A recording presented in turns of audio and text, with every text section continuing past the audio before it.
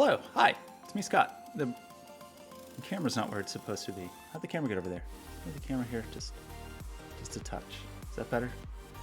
Yes, it's better. Hello, it's me, and today is like our first real live official residency stream for my residency as the resident, as the technologist in residence with the Children's Museum of Pittsburgh's Museum Lab.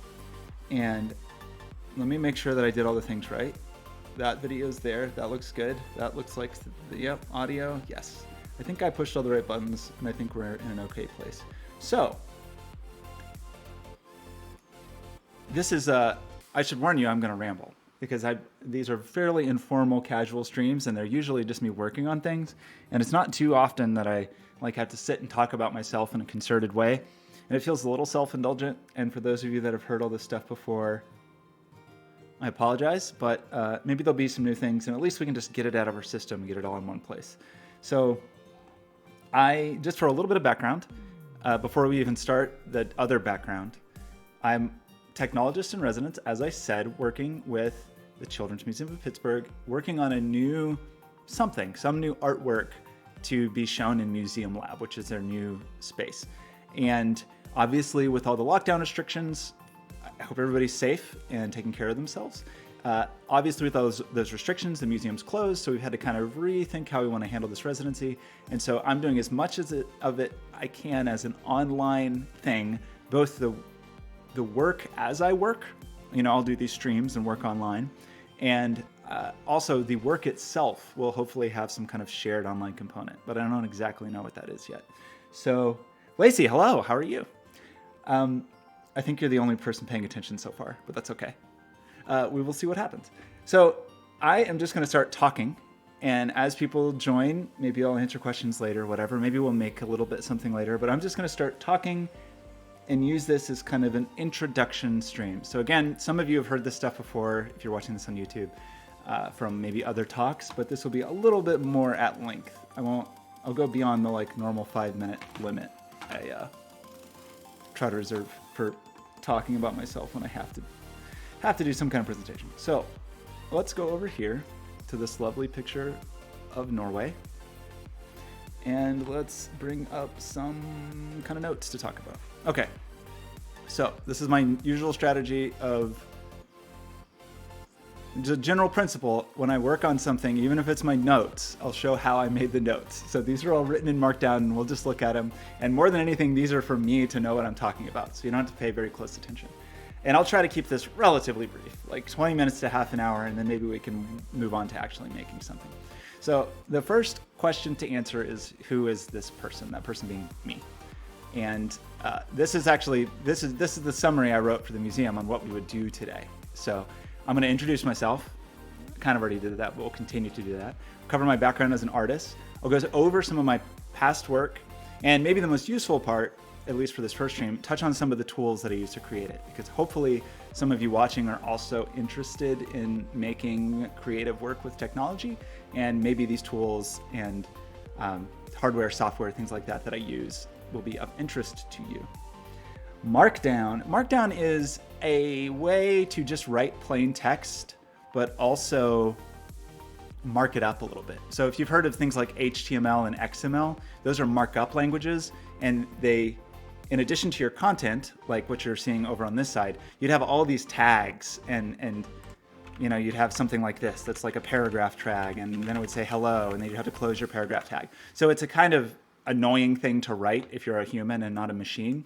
Markdown was invented by John Gruber, and it's just a way to write text like you'd normally write text, but if you do something like put asterisks, it will turn it into a bulleted list. And if you do something like put these hashtags or pound signs, it will turn them into real formatting. So it's something I like to use. It's something that's very frequently used on sites like GitHub or Glitch, these kind of technology sites. So it can be a useful thing. It's a way to do like MS Word kind of formatting, but do it in line with the text rather than having to have some kind of special, file format. So let's just dive right into it. Let's talk about my background a little bit. So one of the most defining things I would say about my personal background in both my private life, what I do in my private life, and in my career has been a tension between art and technology. You're welcome, Lacey. A tension between, creative expression and just a deep interest in technology, hardware, software, and how it works. And when I was very young, it seemed like those were two totally separate worlds. Like I couldn't really conceive of bringing them together. And it didn't really help that I grew up in Amarillo, Texas, and the notions of what art and what technology are, well, they were kind of limited at that time anyway. But I will say I had very little, to me, they were pretty separate worlds. So in high school, my outside life was very much focused on the arts. So I was in theater and I was in choir in school. I did various music projects. I did a lot of kind of strange, large, outside, big, large-scale art projects.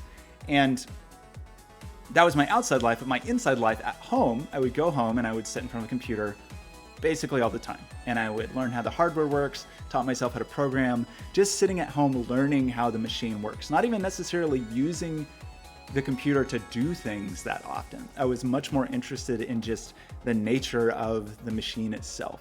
And so that, as I said, the balance maybe in my high school years, late teen years, starting in middle school probably really, was more towards that artistic expression.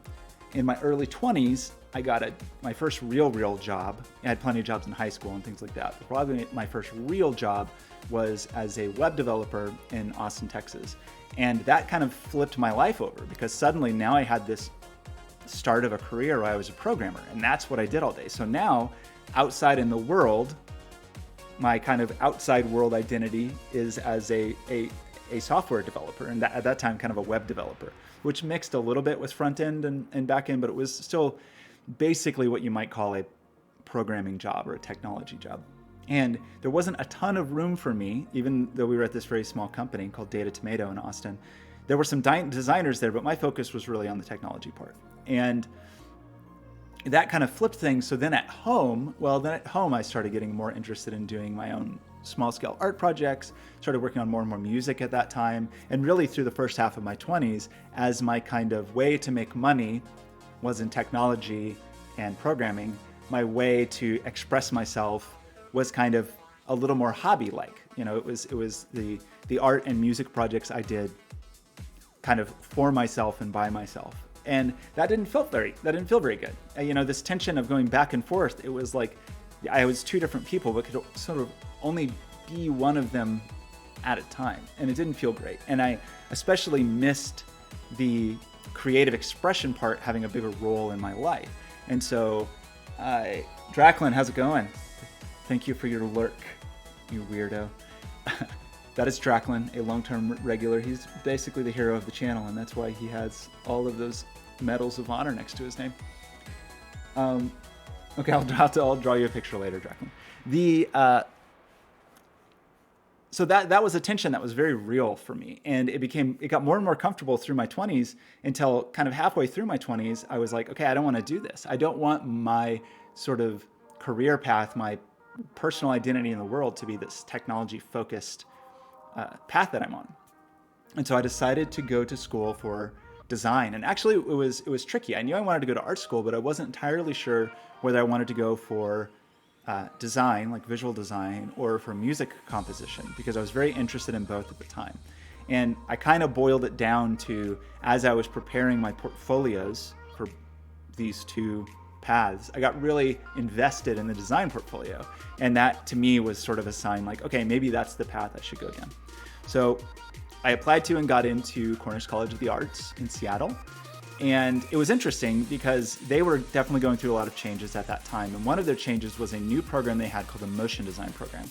So even though I signed up thinking I was going into sort of a relatively traditional visual design, visual communication sort of program, it was more, over time I got more interested in the time-based aspects of that. So I was doing animation, video editing, various kinds of time-based media. And I really liked the time-based aspect of it. I liked that much more than the static sort of artifacts that many of the other kind of design disciplines were producing. That said, I loved those things too. And I loved the precision of design, and I was very interested in things like bookmaking and the physical fabrication of that, and the physical craft of design, and very focused on those things. But my focus was, at least in terms of my degree, was focused on motion design.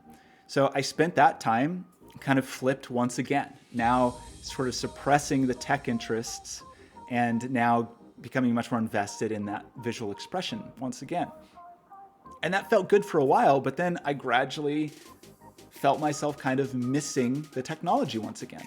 But I was in this 4-year graduate program and I didn't have the opportunity to just, undergraduate program, to easily totally flip my life upside down. So I started kind of tentatively at first, but started trying to find ways, to integrate some of my technical skills into the work I was doing in the design program. And at first it was just in very small ways, like, I'm going to make some content for a book that I'm working on, a physical book design book in my color theory class, but I'm going to do a little bit of generative work and use some software to do it. And I continued to do little projects like that until by the end, I'd kind of worked to fully integrate the technology skills. So my undergraduate thesis was kind of a combination of the two. I tried to work on all of the design and time-based media skills that I've been focused on for 4 years, but brought in some software development skill. And that felt pretty good. And it started to feel like I was learning to reconcile those two paths, those two interests, the art path and the technology path. So that, as I said, that's kind of how I crowned my undergraduate studies. And then from there, I went into kind of immediately launched into a career in commercial motion design because that was just the logical next step of my degree. And the studio I was with at the time, Superfad, was actually really accommodating in terms of letting me explore those sides. So I started there working on motion design and I was doing motion design things. And one, I was still fresh out of school, so I wasn't the greatest at that, but I also had this technical skill set. So even there, I started finding myself wishing like, well, maybe there's a bit more I can do to bring in the tech. And we did work to do that. Unfortunately for me, I found the advertising world to be a poor fit. Just the nature of the work there, I had a hard time producing commercial advertising work. I just didn't feel very good about it. And there wasn't a ton of room for this technology work that I wanted. That wasn't just kind of getting back into web work. So we started to get some jobs that were in that realm of creative technology, but it felt a little bit like it was 10 years ago when I was working on websites again. So, and they were very accommodating, especially the owner of the studio in Seattle, and in letting me explore some of those things, for which I'm grateful. But ultimately I decided, no, I can't keep doing this thing where it's one or the other. Because even undergrad was very focused on visual, and I did get in some tech, and that job was the visual and motion design, and I got in some tech. But I finally decided I want to go to graduate school, and I want to really focus on unifying these two things. Like that's what I want to do. I don't want to be one or other of these. I don't want to be a developer and then sometimes an artist, or an artist and sometimes a developer. I want to be both of those things. And so I enrolled at the Tisch School of the Arts at NYU in New York City in the Interactive Telecommunications program. And my focus there was on kind of a lot of things. It was pretty broad, everything from simple hardware design to kind of sculptural fabrication projects to lots of software projects. But what I tried to do in all of those projects was have a mix of these things that I was interested in, a mix of these different elements. And I think I did okay there. There were lots of things about that program that didn't work very well for me that maybe we can talk about another time. But as far as my development as a person, I think it was good to just say, like, I'm going to do those two things. And so now, since that time in grad school, that's what I've tried to do. So my current focus is on independent projects, like the independent artwork that I want to do. And then I do some work for hire, often with the Children's Museum here, who's frankly my favorite group to work with. And that's still not a perfect balance, but I think I'm getting better. And through my 30s, it's been a little tricky because, I obviously, given those two degrees above, I had some student loans to pay off and didn't always take my favorite kind of jobs, again, ending up kind of in those commercial kinds of jobs. But I've always sort of worked to have the art and technical parts together. And sometimes from one job to the next, it's a little more of one, a little more of the other. But overall, the average, I think, I've endeavored to be both of those people at the same time instead of one or the other. So that's kind of the general summary of my background. Now I want to move on to kind of a weird question, and it's a question I had to think a lot about. And maybe this will help give an idea of what I'm about, and maybe more so than what I just described, and also what I endeavor to accomplish. Because it really was difficult for me as I was going through this process. So again, like early in grad school, I'm trying to figure out how do I balance all these things together. And one of the questions was, what do I call myself? And in some regards, that's not very important, because generally people will call you what you ask them to call you, what you tell them you are, what your job title is, whatever. But it was important for me. And it was important because there were these certain titles that I'd had up to that point that didn't really feel quite right. They felt a little bit right or partially right, but didn't fully cover the full breadth of kind of what I wanted my creative identity to be. So the main three titles were designer. So obviously my undergraduate degree, I have a BFA in design, and it was specifically especially in motion design. And so it's very easy to say like, oh, I'm a designer. And I think that's still how my family introduces me, because that's the easiest thing for them to understand. But I honestly don't do that much pure design work. I do design work in service of something bigger that I'm working on, but it's relatively rare that I do work for hire that is purely design. It happens on occasion. But even designer's a little strange, because like for most people, understandably, the word designer and the word artist mean something different. There's definitely some blur between them, and there's definitely cases where they're used interchangeably. But I think for many people, if not most people, they have different connotations, and they kind of mean different things to different people.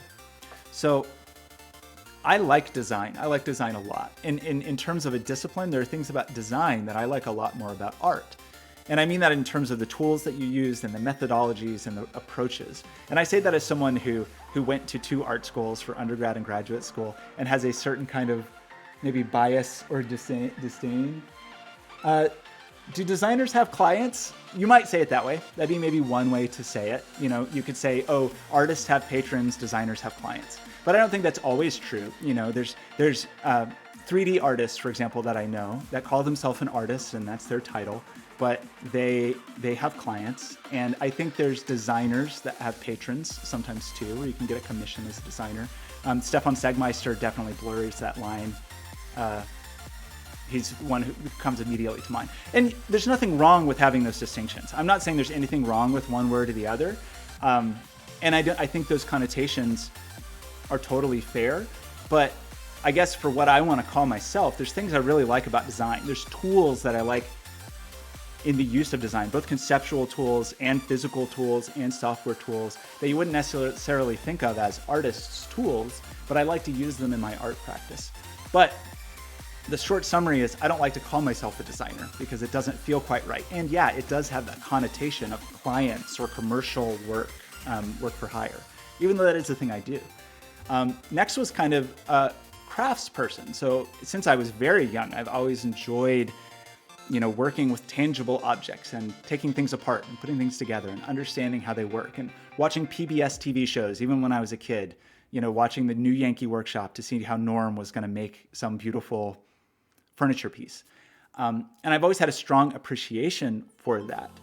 And I really appreciate the mindsets of that kind of fine craft. And again, I like the tools and I like the processes. But those are things that are also a little bit kind of pigeonholy. It's easy to be like, oh, I'm, whatever that is. There's different titles that go around that, but it might be thought like, oh, you're just creating something for someone else's consumption, or it's not a creative endeavor necessarily. That's not really true, I don't think. But I think that there's some connotations around that. And it just didn't feel quite right. Like I use software all the time and I use technology all the time. It didn't quite feel like the right word. And then there's a word like technologist, which is the title that this residency uses. And another very common one is creative technologist. And creative technologist at first seemed like a promising title, but it very quickly became more specific because companies were like, well, we want a creative technologist. And then it turns out what that meant was we want people to make web pages that aren't necessarily just like the bank's web page. They wanted a little more license or creativity. And that's fine. Again, these are not value judgments. These are just personal judgments for what I want to call myself. And so I think that none of these felt quite right for me. I don't necessarily have a problem when people refer to me as these things. I should say that. But for what I want to call myself, none of these individual words quite felt correct. I will especially say technologist because in many ways I don't like technology and I'm very suspicious of it and very critical of it. But I also, it's something I'm very interested in, particularly as it gains a greater and greater importance, central importance to our lives. So none of these words felt right to me. And after, frankly, years of kind of going back and forth and putting different things on business cards and resumes and artist proposals, I finally decided, you know what, whatever I do, which is these things kind of define what I do, and in terms of an activity, the thing that I am and the thing that I want to be and the thing that I want to create is an artist creating art. Like, I think that's what I want. And maybe we can talk a different time about what I think art is, or maybe more importantly, what should art accomplish? Because I think that's actually a more useful question. But this is why I call myself an artist. So even though, if you ask most people to close their eyes and imagine an artist, they will probably imagine paints on a canvas or a chisel in marble or clay, or that's just common and that's fine. There's nothing wrong with those kind of touchstones, but I don't use really any of those tools. But I think I have the same goals and endeavors in my endeavors as the people who do use those tools. So all of that said, thank you for bearing with me through just looking at a lot of text on the screen and talking a lot. I want to talk about some of my works from really the past 10 years, 11 years even, to kind of underscore the trajectory I just talked about of these separate art and technology goals coming together, and what I mean when I talk about trying to synthesize these things.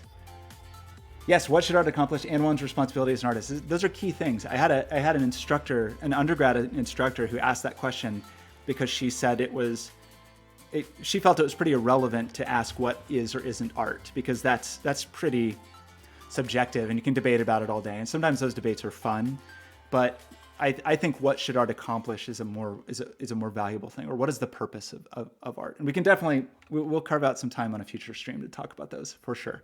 So something that can be funny about doing creative work is sometimes you don't realize that you're working. Sometimes you don't really understand the themes of your work, the broader themes of your work, until you kind of look back. So you might do projects for a few years and then look back at them and be like, oh, that's interesting. Those projects all seem to be about this, or they all approach XYZ problem in a certain way, or express a certain attitude. And it took me a while, and still I continue to do this, to kind of look back on my work and kind of understand it, because I don't think I've ever fully understood something while I was working on it. I don't know that everybody actually fully can understand it, especially once it's out in the world and other people have thoughts and opinions on it. So I picked these three categories as looking over the last 10 years of my work as some of the more important themes that have emerged. And these all use everything above that I've mentioned kind of to different degrees. And sometimes they're a little more technology, and sometimes they're a little more a little more visual art. And sometimes they're a little more, screen-based or intangible. And sometimes they're much more literal physical objects. But broadly, those themes or categories of work, I would say, were invisible technology, which it doesn't always mean totally invisible, but I do have a problem with the way technology is in our lives now, because it's just all over the place. There's just like, I'm surrounded by wires and plugs and dongles, and it's like none of this technology has any respect for my environment. It's like when you look at people's homes 100 years ago, their homes were their homes. They inhabited their homes, and their homes were a reflection of what they wanted to be. Now, there's wires and there's chargers and there's TVs and there's the Roku and there's the DVD player or the cable box or whatever. It's just all over the place. And it's kind of invasive, because very often these things aren't very aesthetically pleasing. They're just black plastic and a whole bunch of black rectangles.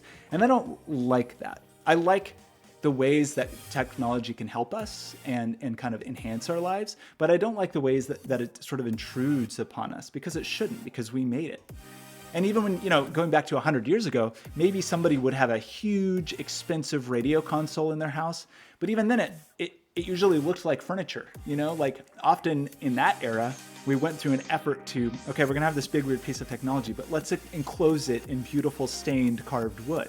And we just don't do that anymore. We've lost that battle a little bit, so that we have all this plastic all over the place, which I don't like. I think humans want like real materials and warmth and texture, and that all this plastic is not great, and all the screens aren't great either.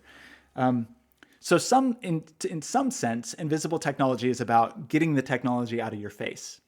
In another sense, it's this quote, I can't remember if it's Asimov or Arthur C. Clarke, but it's a quote that says, real stuff, that's right. Children's Museum of Pittsburgh motto, play with real stuff. Yeah, the real stuff is good. And there's an aspect of it where this quote, let's just find out. Who said this?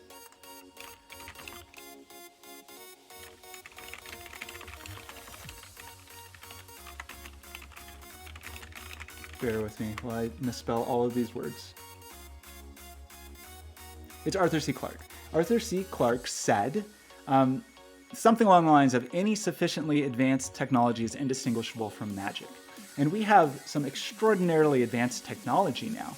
And we take so much of it for granted. There's so many things that we have and we use all the time that if you showed this to someone 100 years ago or 500 years ago or whenever, they might look at it and be like, that's magic. That's not possible. That thing you have in your hand is not possible.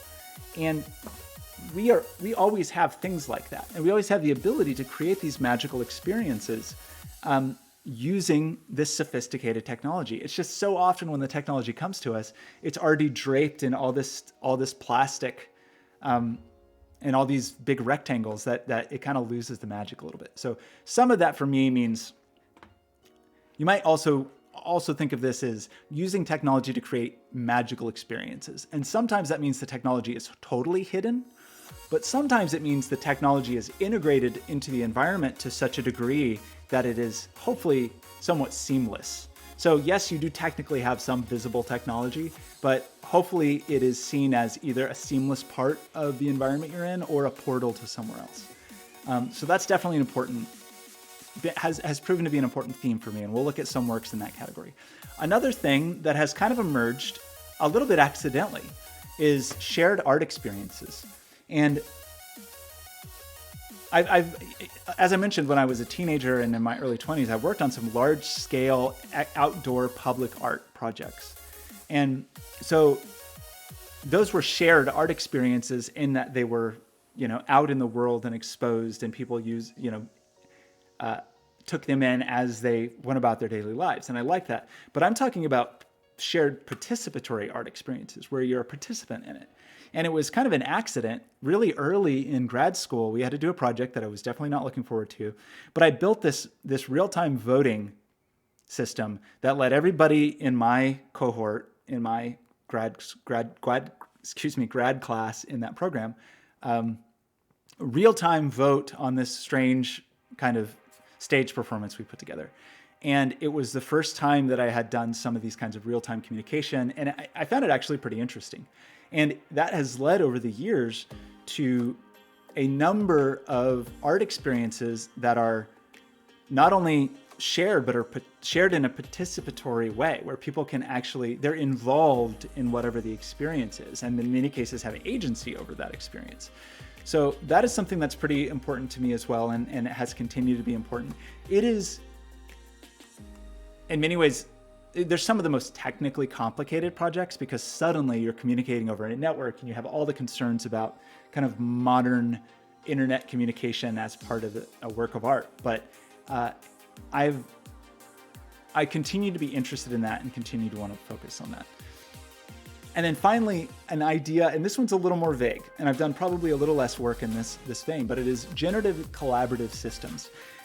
And the idea is, imagine I could make two kinds of things. I could either, for you to use, I could say, well, I want a painting to happen. I want at the end of the day for there to be a painting. I could either build a bunch of software and build a robot and build a system and then do all the work and teach it to make a painting and then let it go and it will make a painting. And I could make it generative. It could have sort of rules about how it does it, but I've kind of set it free to go do the work that it's going to do. And that's kind of hands off. I'm obviously my hands are on in the creation of that system, but once it's set into motion, it's set into motion. Or I could build a tool that just let you go in and you could use that. Say I invented Photoshop, for example. You could use that tool and you could do a painting. So at one end of the scale is basically an automated system that will create something without human intervention. And at the other end of the scale is a tool, a system, but that can't function. It can't really do anything. Photoshop can't create art. Like, you have to sit down, a human being, and do the work to use that tool to create something. I've been working a little bit on some tools that are in between that. And the idea is that it is partially kind of a carefully constructed system that I devise that follows very specific rules about what will happen and when and how everything connects together. But then I let you use it. And the goal is, for example, I do this with music quite a bit, where even if you don't know anything about making music, you can use this tool, or maybe more appropriately, kind of collaborate with this system to create something new. And so that's another thing that I've been very interested in. And that's, I will say, all three of these, to some extent, have come into play with my work at the Children's Museum. So I have projects that kind of fall into these categories. And I'll say at the outset, my goal for this residency, this is not a promise, but my goal for the residency is to create something that has aspects of all of these things. Like, I would like to see this as sort of a culmination of, or at least a synthesis of these three tracks of inquiry that I've been doing over the last few years. So all of that said, once again, thank you for staring at a screen for a long time. Let's look at some work. And we will do this very informally. Like, I'm just going to kind of scroll through history. So this is my portfolio. My portfolio really exists for me more than anyone else, just so I can look and see, like, these are the things I've done over the last, I don't even know now, what's the first thing in here? 2003. So this is what I've been doing for 17 years, making this stuff. And not everything's in here. I very rarely put commercial work in here. So all of that commercial work I did out of undergrad, all the commercial work I've done over the last 10 years, very rarely do those projects make it in here, just because I want this to be about my creative endeavors.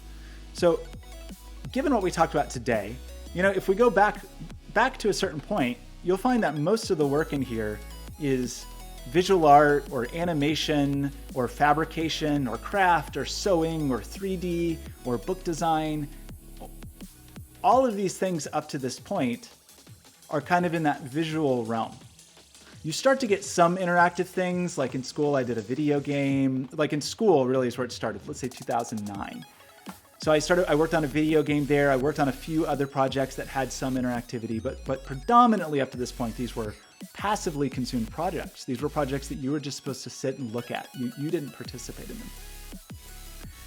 The first project where I really remember making an effort to say, like, well, what if I really involved some of these other skills? What if I really involved some fabrication skills and some programming skills and some hardware technology skills? Probably the first project that comes to mind is this. And it's a very silly project and it didn't work very well, but it was my initial endeavor into this world. See, these are the piano gloves. And I think this is 2009. I think this was my first time to use an Arduino, which is something it's a piece of hardware we will talk about probably a lot over the next 8 weeks as we go through this residency. But the idea was, well, what if I could just play piano on any surface? And even though I will call this, it's a little unfair, I will in some ways call this my first invisible technology project, even though there's technology all over it, because I had no clue what I was doing. Just that magical idea of, like, what if I could just put my fingers on a surface and play piano on that surface? And so I'll show you this simple little video. It really didn't work very well. Is that audio coming through? Seems to be. Sorry if that's really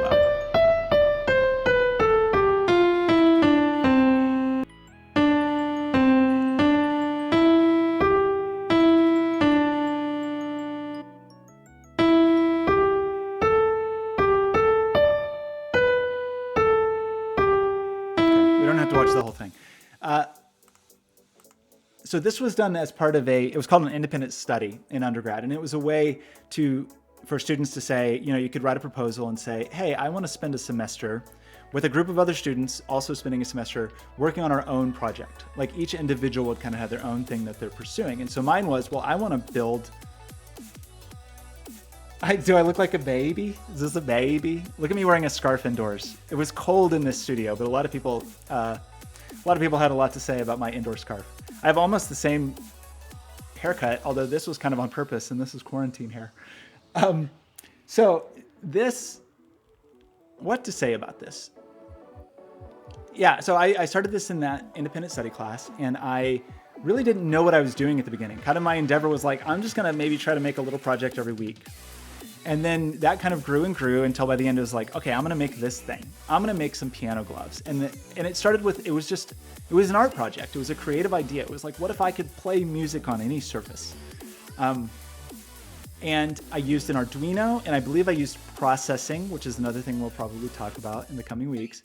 And I built this when I didn't really know anything about electronics or circuitry. There's no soldering here at all because I didn't know how to solder yet.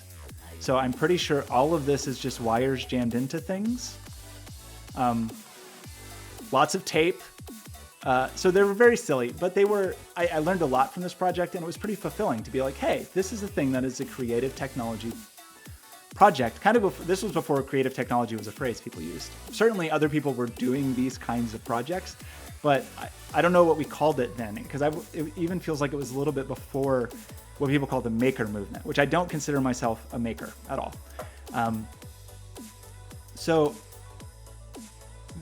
What I will say about this is anyone watching this, probably, I'll just arbitrarily say 12 and up, could make this. You might need some help with your parents, but if you're in high school, anybody in middle school, there's not anything very complicated happening here. It's just some buttons, and those buttons play a sound in software. And to be totally honest with you, there's projects I'm working on right now for the Children's Museum today that use some of the same basic skills as this. Push a button, it plays a sound with very minimal, simple circuitry. And the limit, the real constraint isn't the complication of the hardware, it's the creativity of the idea. One funny story about this was a very musically inept device. It was so, you couldn't change the notes that your fingers could play. You were limited to 10 specific notes. And there was a TV show in Japan that wrote me and wanted to show it. This was also my first project that, like, now you would use the word went viral, but this was a bit before that. Like, this was my first project that had, among my first projects that had some attention given to them. And there was a TV show in Japan that wanted to use it, but they asked if I could play a whole song for them. Unfortunately, the gloves are terrible. Like, there's almost no song you can play because it's so limited. But through just total luck, the song I'm playing here is Kimigayo. It's the national anthem of Japan. And just through a total stroke of luck, it happened that the sounds that the piano gloves could play happened to perfectly cover the notes required to play that song. So I totally lucked out on that. But so that was a start on this trajectory. And then going forward, this was my thesis. Unfortunately, it's Flash, and I can't really show it to you, but my undergrad thesis was kind of a culmination of that. So it was a culmination of my design and motion design. So it was this big animated gallery of quotes from famous people, but it had a physical kiosk, and it was a big projection and curtains, and it was a big affair. And I'm actually, look at this date. So in 2 days is the 10-year anniversary of this project. I was thinking of remastering it. Like, maybe I should remaster this project and make it work again, because I think it'd be interesting to look at just because I haven't looked at it in 10 years. But that was kind of my next attempt at sorry, I don't have better pictures. Blame the me of 10 years ago at integrating this creative part and technology parts. And then the next really major piece in that, and I will also call this an invisible technology piece, even though it has a screen. This piece I did while I was I was still working with Superfad, and they were definitely very charitable in giving me some leeway to do some experimental projects, partially because they could use it for promotion, which was fine. You know, if it got some attention, that attention would come to them as well. But this is an idea I'd had for years before for a still life painting that was actually not still, that was alive. So I'll kind of skip to the crux of it because it's got a lot of fancy build-up for a kind of short moment of actual expression. There's my beautiful rock hair from 8 years ago. Well, actually, this is super short. Let's just watch it. So you can see there's technology here. I mean, this is kind of the watered down version, but there's a television, there's an accelerometer sensor on the back of it. I built this custom frame, and then using the accelerometer, you could tilt, and then frame would react. And that's all it did, really. I mean, we built this video to kind of like show it off a bit more, but it was not very functional beyond this. It did have a reset button, but so this was my next project that kind of quote unquote went viral. But I think it was another step in that creative technology arena, or sorry, invisible technology arena, where yes, even though technically there is a screen there, everything that this thing tells you is that that's not a screen, that's a painting. And I still do work that is somewhat in this realm. In fact, some of the work we've been doing on stream last week, oh, Lacey, thank you. Last week and this week uses some of the technology from this even now.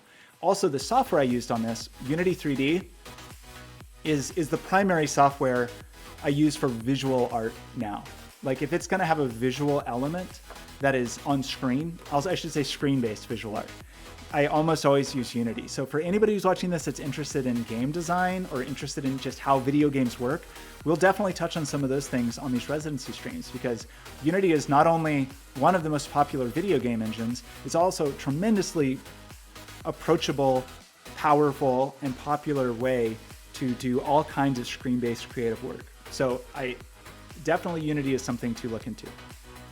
This used a sensor called a fidget. It easily could be an Arduino with an accelerometer, or any other of number of things with an accelerometer. You want the Last Supper? Draclin, you're paying attention. What do you think would happen? Slide everybody around. I did have, over the years, probably more than any other piece, I've had requests for commissions on this, but then when, for whatever reason, they've all kind of like evaporated when people realized how it's a complicated thing and would cost a fair amount. Maybe someday, Draclin, we can slide around. That was the problem though. Once you have like people animating, oh man, very complicated. So that was next, and that was 2012. And that was the point, like, there's various other interactive kinds of things, lots of screen-based things, but I don't think any of them that I would quite put in any of our categories that we're talking about. I might put this one in that shared experience category. I still use this. This is still running. I made it with Lauren Judah while we were at Superfad, and now I use it for my site. But it's a traffic visualizer, and I consider it kind of a shared multi-user experience, but in a very selfish way. So the purpose of this piece was, normally when you think of a website, like my website is so you can come learn about me, right? Like it exists, it's a many to one relationship. Everybody comes in and looks at me, and I don't know very much about you. Like I can look at the analytics and I can kind of figure out where people are from or what they're doing, but I wanted to build a tool that was about that. Like, well, what if I could look out at you and know something about you? And I don't mean that in a creepy way. I don't mean about you personally. I just mean about the places that people come from where they look at me. So this was one of the earlier things that I would, to some extent, shakily consider one of the shared interactive experiences. Because every one of these dots on this map is somebody around the world in a different city coming to visit my website.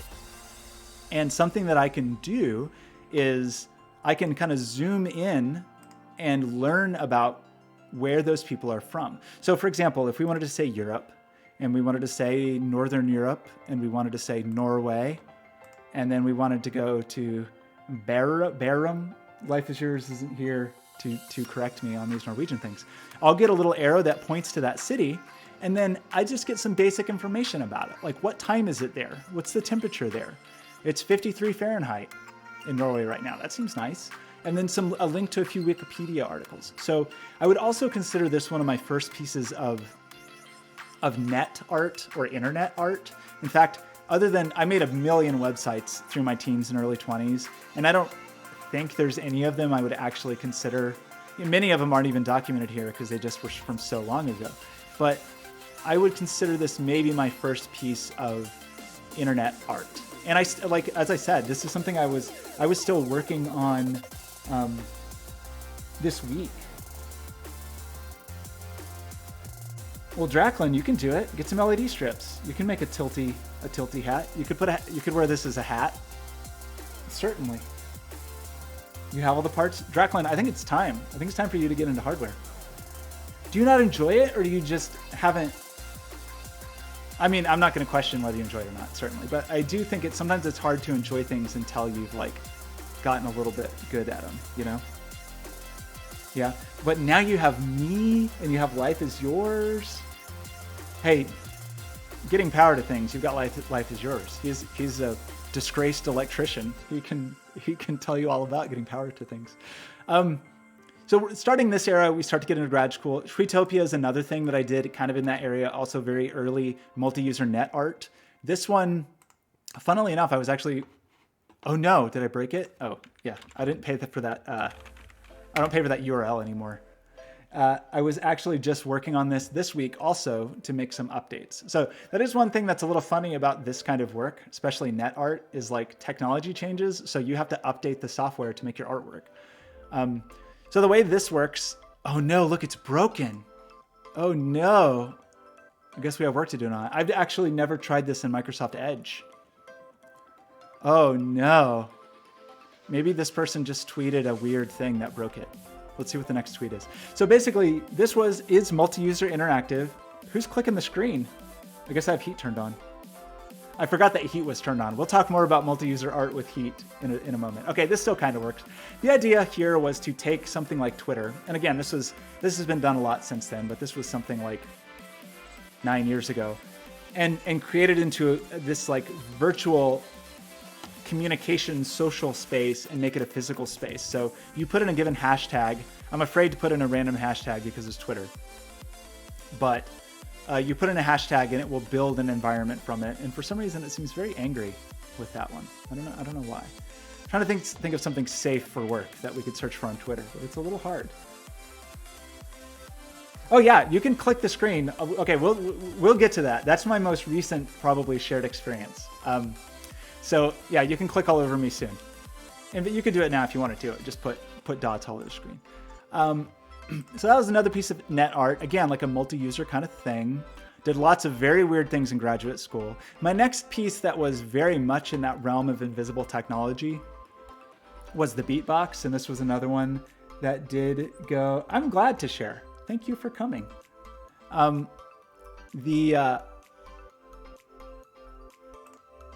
This is another one that went, I don't know, it's so silly to say, but at least got some attention. It got a little bit of attention. And the idea here, this time I wanted to do the creative technology thing, like I'd done with Still Life and, the invisible technology thing, even though I don't think I called it that yet.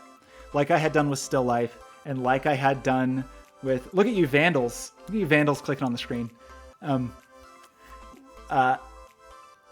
I had done with those, but this time to really try to fully hide the technology.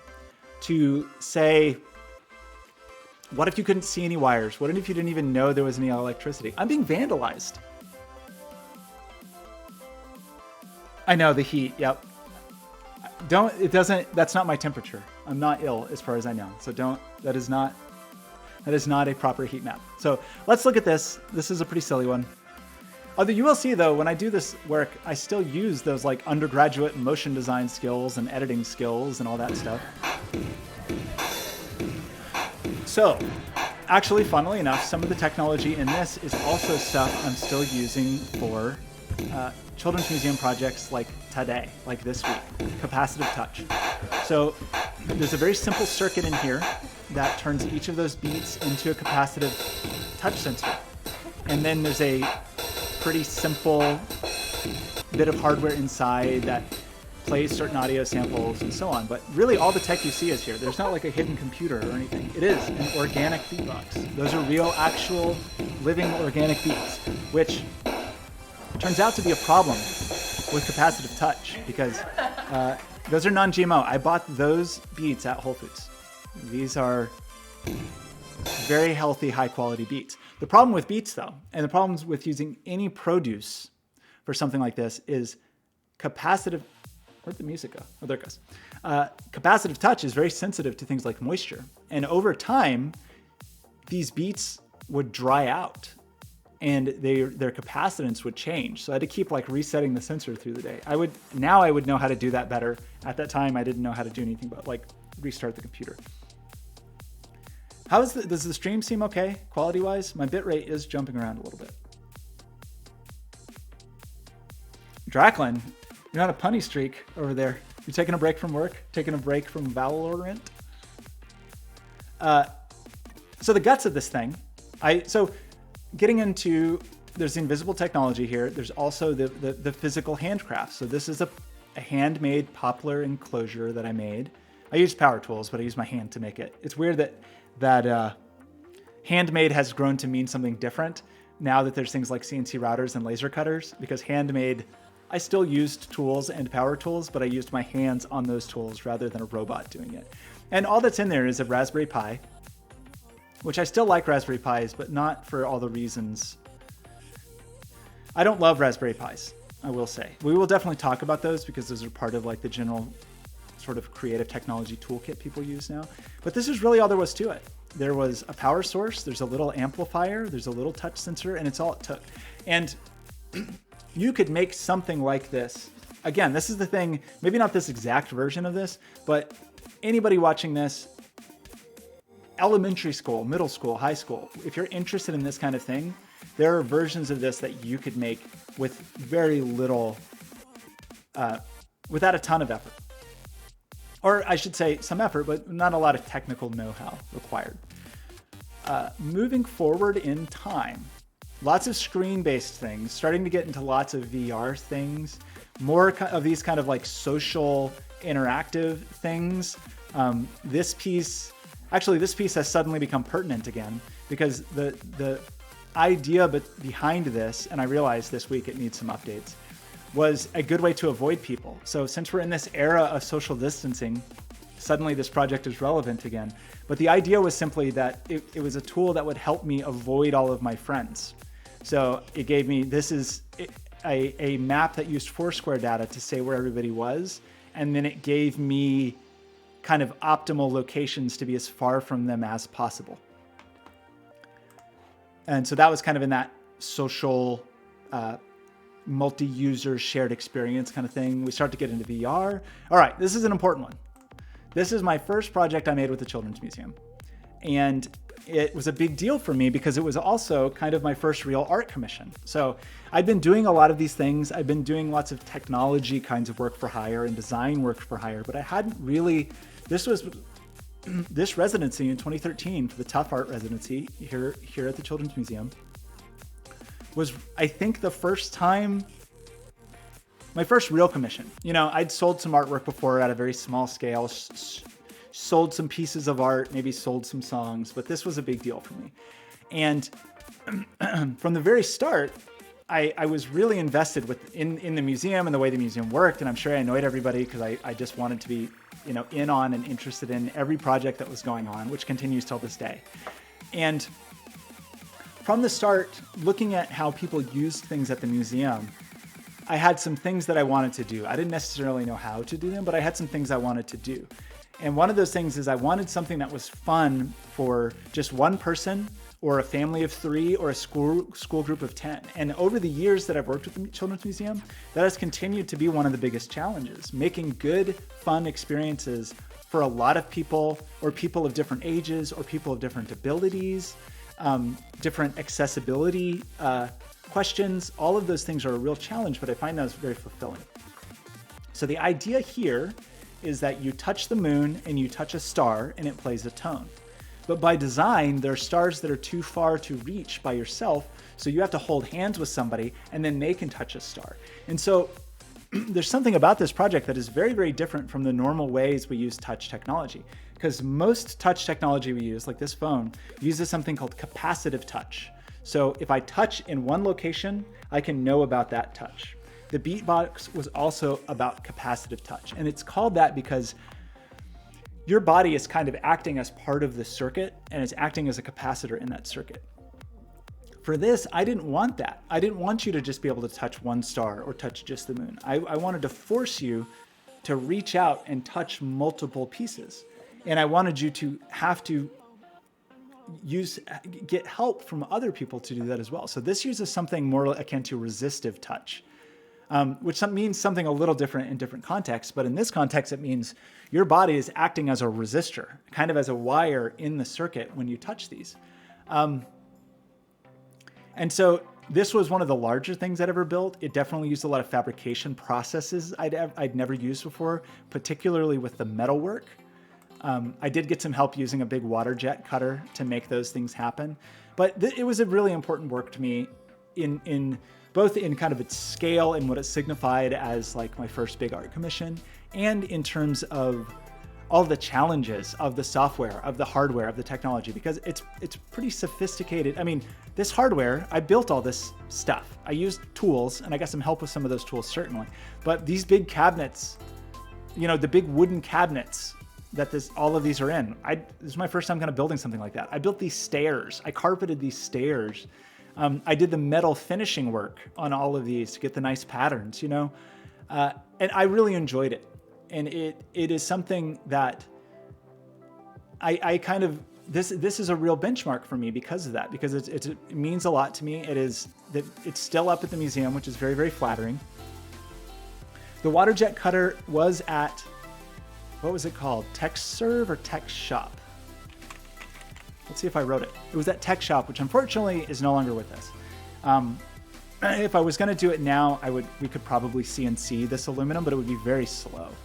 One thing that is a little funny about it, you know, in trying to, as always, save as much money as possible for the museum, we had some options on that water jet cutter on how fast to run it. So basically, if you run it very slow, you get a very nice cut, but you have to pay per minute for the machine.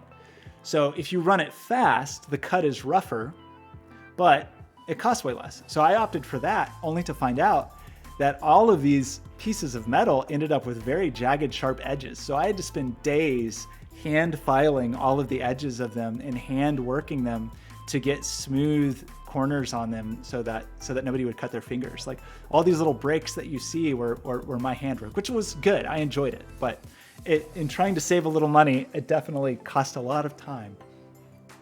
Also, I will say, like through all of this, I still really try to use those time-based media skills. Like those are still skills that are important to me. Like I still like the video editing. I still like the design aspects. I still like those things. So I edited together this video of my fabrication process. One, because it was all new to me and pretty interesting and amazing, but also just because I like to incorporate that. And I like the storytelling aspect of it. I like that I was able to use all this stuff to kind of tell a story about the project and the process. That's one of the reasons that I'm doing this right now, this stream. I mean, streaming is kind of silly, and especially the way I do it, but it still connects for me to those, that time-based kind of storytelling aspect of things that I really appreciate. So, yeah, lots of hand stuff. I don't know that have we seen any circuitry yet? So that's the circuitry behind it, which is not enormously complicated. It's really not. It's not enormously complicated, but it was early for me. It was a lot that I had to learn to do that. If I was going to do anything different on Reach right now, I would not have painted it. I would have used some other surface, although that paint has held up surprisingly well. And I might have made it where it lit up, and I might have picked nicer sounds. My abilities with software synthesis were a bit more limited at that time. Did someone ask me to do it? Definitely not that. I should have shared this with you at some point. I think, talking to Lisa Carvajal at the time, who I worked with on the Tough Art Residency, we talked about doing some documentation, but I definitely wanted to do this for myself. And I think I will say my documentation for the last few years has not been this good. I'm trying to ramp up on it, but especially as I've done more and more screen-based projects over the last few years, the projects themselves have kind of become the documentation, if that makes sense. So in many cases, you know, some of those web-based projects, like the documentation is the thing. So it's been a while since I've done like a nice narrative fabrication video like this, but I would like to get back to that because I do enjoy it. Oh, here's some, more imagery of the circuit boards. Again, nothing super complicated here. There's nothing component-wise. There's like a resistor is almost all there really is in this circuit. No, I don't want to give you feedback, thanks. In fact, that might be all there is. And there are things about this I would definitely do differently now, but it did the job and it has held up for the most part over the years, which is great. So let's see. Various other more web-based projects, more interactive projects. I've been going for an hour now, so I'll try not to go for too much longer. Bear with me a little longer. I do want to share this project because this is a whole different kind of trajectory of a lot of the things we looked at, because it doesn't have a physical element necessarily. It is and it was released as an app on the App Store, so you can get it now if you want. But I'll just play this little video and then I'll explain a little bit what I'm trying to do, because even though this is a little bit weird, given the things we've just looked at that were largely multi-user and largely physical, but as far as that generative collaborative thing, I think this is the first project that I really explored that realm.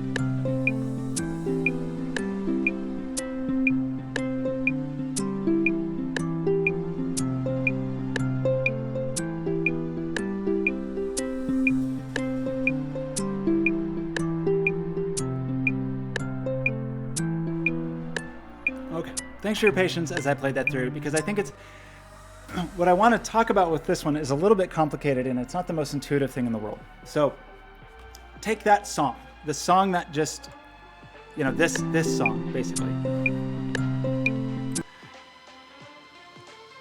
and think of the ways that that song could have come into existence in the world. So one, I could have opened up GarageBand or Logic or Pro Tools or whatever, and I could have made that song. Or you could have done that, right?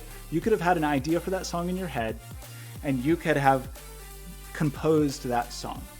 I happen to have some ability to do that because I've spent time and effort and practiced, and I have some ability to create music. You may not, or any other random person may not have that ability to just make music. Alternatively, I could have written some software and that just had rules on how to make songs and then pushed a button and it could have made a song, right? And then my agency would be kind of gone in that, and then you wouldn't really, I could let you push the button, but it wouldn't really do much. Even if every time you push the button, it made a random song.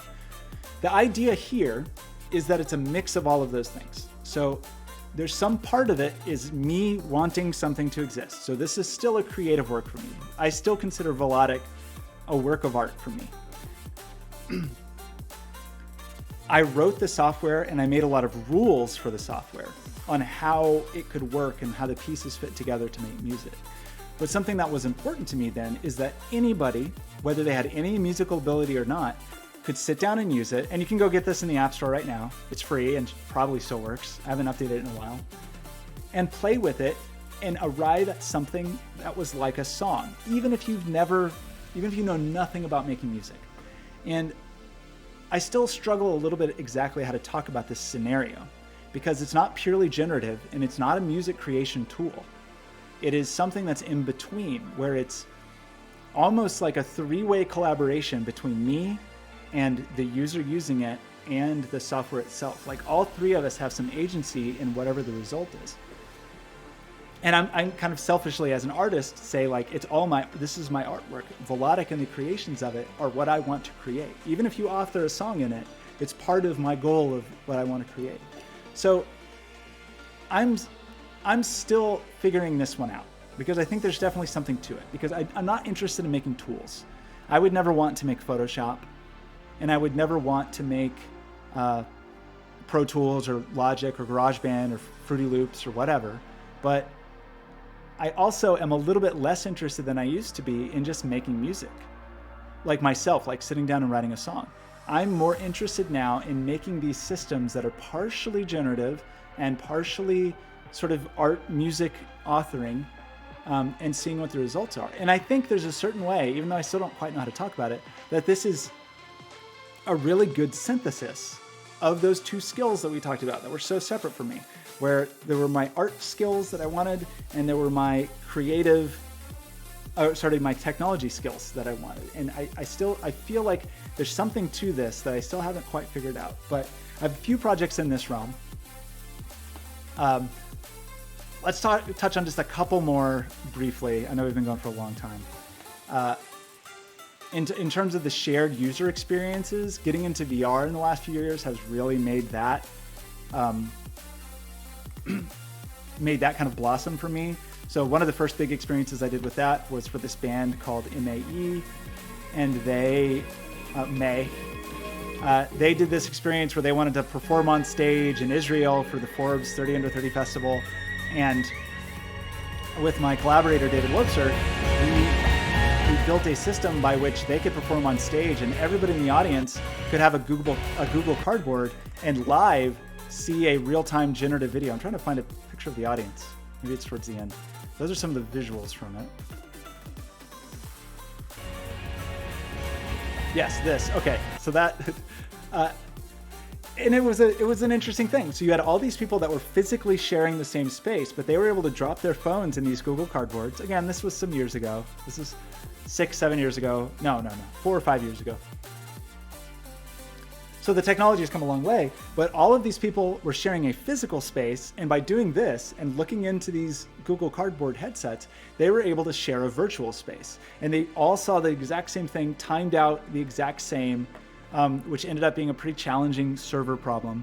But this was another example of, in fact, even more so than those shared experiences we looked at so far, of very critically everybody being timed perfectly, because we wanted the music that they were performing on stage to match this video that was being rendered in real time on the headset. And so this technology is something I plan to use for the residency, where we can all be in our homes in isolation, nice and safe, and do something together. This was one of the early examples of that. And I have other projects that are in that realm. I'm not going to drag it out anymore, because I feel like I talked about the main pieces I want to talk about. You're very welcome to go look at my portfolio. It's at scottmadethis.net. You can click through all these things. I know I put way too much stuff there. Usually, if I put featured, it's probably a little bit more interesting. Like there's probably something a little bit more interesting about it. Like this one actually was pretty good as far as a shared user experience. This was for a guerrilla art show at the Museum of Modern Art in New York.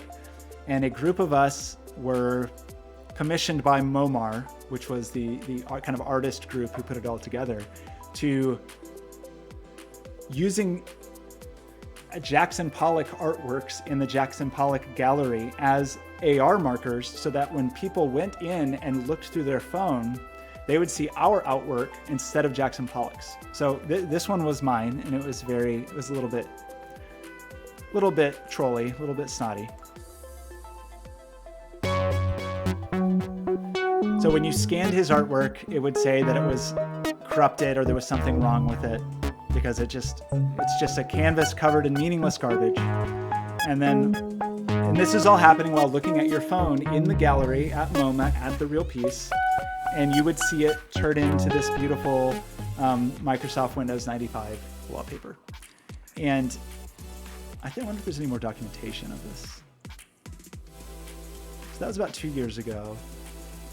Anyway, so that involved this kind of guerrilla invasion of that gallery, where a bunch of people showed up at MoMA not to see Jackson Pollock, but to see our artwork instead. And it was a pretty interesting thing, and it was a shared multi-user thing, facilitated by AR technology, software called Vuforia that was running on everybody's phone. And that's still, so many of those things, even a lot of these things we're not talking about, really fall into these categories, into these broad categories. So just to wind things down, because my voice is vanishing and I definitely talked way longer than I meant to. Thank you for your patience, for anyone who's stuck through this whole thing. Given all of that, my background, my trajectory as an artist, my work that I've done so far, the tools that I like to use, all of those things, these are kind of what I want this residency to be. So I want to use the interests and approaches that we've talked about so far to generate a new work. A really challenging thing is I want to create a piece that can work both during isolation, during now while we're socially isolated and the museum is closed, and when the museum reopens. That's an important goal for me. And I want to share as much of the process as possible. So the plan currently is on Tuesdays and Thursdays at 1 p.m. to do more streams like this. And don't worry, in the future, we won't spend the entire time just talking about me. I will intersperse maybe little anecdotes and things, but we will call this self-indulgent hour talking about myself. We'll put that behind us. So on the Tuesday and Thursday streams, I'm going to try to keep those a bit more accessible and topical. So we'll have a topic. Like today we talked about me. This Thursday, we'll talk about, well, if you want to get started, what are some of the tools or software or hardware that you might want to look at if you're interested in getting started? And then we'll come up with new topics on and on, for the remainder of the residency. In addition to those two streams, I also plan to stream every day. So I have been. If you look at the archives, you'll see I've been doing sort of like unofficial residency streams for the last few weeks, trying out some ideas, trying out some technologies to kind of ramp up, because it's a relatively short amount of time and we've got some ground to cover. So most of those streams will be work streams, especially the Monday, Wednesday, Friday streams will be me just working on stuff. And sometimes those will be very technical. Sometimes they will be about software. Sometimes they might be about hardware and fabrication. Sometimes they might be about concept development and visual design. Excuse me. But they will be work. We'll be doing work. And so if you're a person who can learn by watching someone work, which there are those people, those might be useful to you. If you feel like you're just gonna be lost on those streams, that's okay, because those Tuesday, Thursday streams, we will supplement those kind of work streams with things that are a little bit more like mini workshops and office hours, where I'll try to help everybody watching learn a little bit more. So I think that's all we're gonna do today. Is it? Or should we just make something real fast? Okay, how about this? I'm gonna say that the residency intro stream is done. I talked about myself way longer than I meant to. Way longer than I meant to. I meant to talk for like half an hour, and here we are, an hour 15. So thank you everybody who joined for that. If you're watching on YouTube, thank you for making it all the way through that. I think we're gonna say that part is done, and I just wanna do a little mini project that Life is Yours from the channel suggested yesterday, just because I kind of want to. And because I said we would look at heat. Oh yeah, we didn't look at heat. We can look at heat. Okay. one more project to talk about. Let's say this is done. It's done. The talk about me stream, who is this person, is finished. So if you want to be done now, get out of here. And in the future, I will endeavor to keep the bulk of the stream under an hour. So I apologize for going over on that. So thank you, goodbye. I'm gonna watch this. I'm gonna even temporarily stop the stream and get a drink of water and come back, and then we'll continue talking about a couple things. So thank you. I will see you Thursday, if not tomorrow. And stay safe and have a lovely day.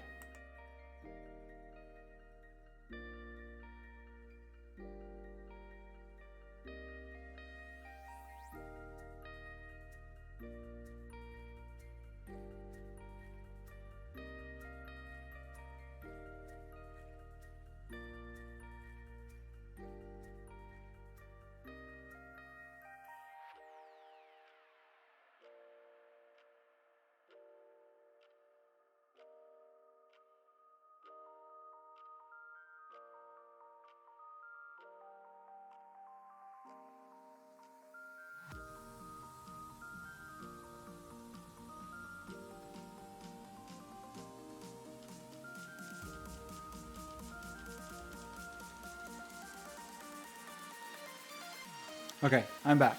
If you're still watching this, hello. It's still me. It's still Scott. Let's just spend a little time, maybe like 45 minutes. Let's try to do it before 3 o'clock. Let's do a fun thing, or an interesting thing for me at least. And let's use heat. So to quickly say what heat is a thing I made for Twitch. There's videos you can watch about it. It's in my portfolio. That's not what we want to look at. We want to look at maybe, how about this?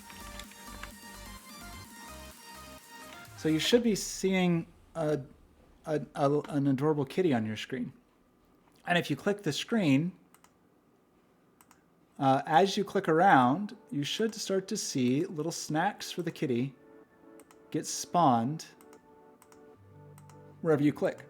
And that's true for all users. So anybody who's watching my stream, I built this Twitch extension, it's called, that take any clicks from really the desktop version of Click, the Twitch, the mobile version. We don't talk about that at the moment. And will spawn, yeah, look at that. Nice little snacks for the kitty everywhere, for the baby. And we have a number of these. I made quite a few demos. Some of them are complicated. Some of them are a little more complicated than others. But I thought today, Life is Yours mentioned wanting to make one. And I actually kind of agree that it would be nice to, when I'm just, during those work streams, when I'm super absorbed, that it actually would be nice, I think, to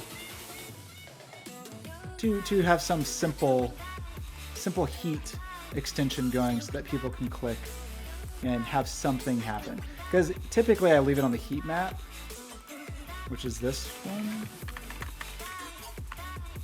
That's not right at all. That's funny that it shows that.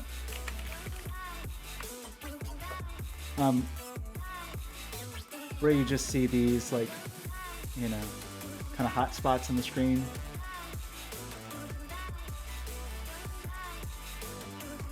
You just can't double click anymore. It's not my fault. Yes, it's always good to click my face a million times. So the thing that Life is Yours suggested, and it is some kind of thing that you click and it connects the clicks with lines. And it reminded me of this thing. I think Scott Murray made this one.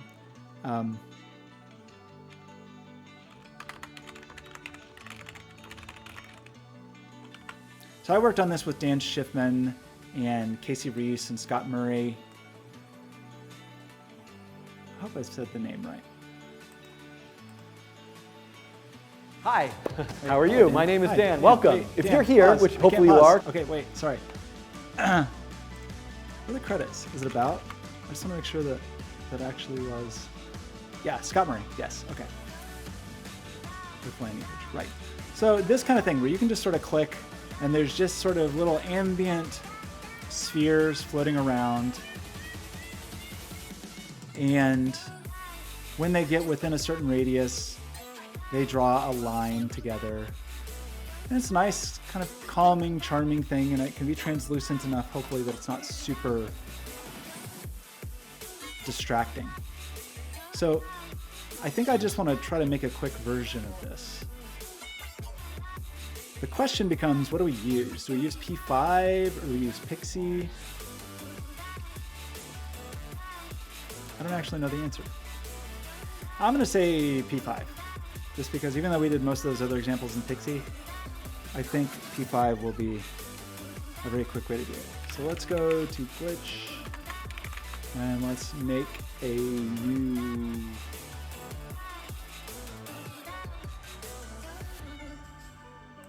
project. And it's going to be only front end. And it's going to be called heat lines or something like that. Heat connect, we will call it. And we don't need this. And we do need that. We don't need this. On our Thursday stream, we'll probably talk a bit more about glitch and what it is and how it works. So really all we need is this. And we don't even need most of it.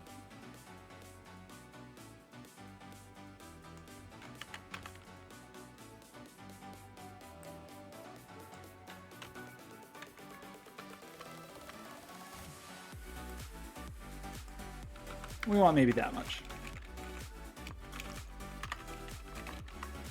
So the first thing we will want is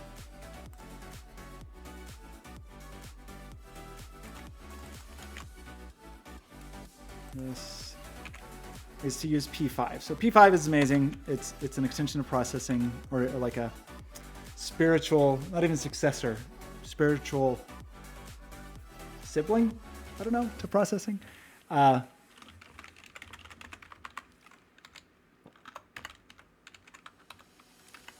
And the idea of processing, and I've really designed by numbers before it from MIT, was to let artists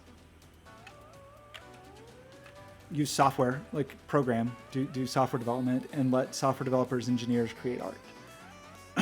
It's like kind of a meet in the middle kind of thing. So we want to do what?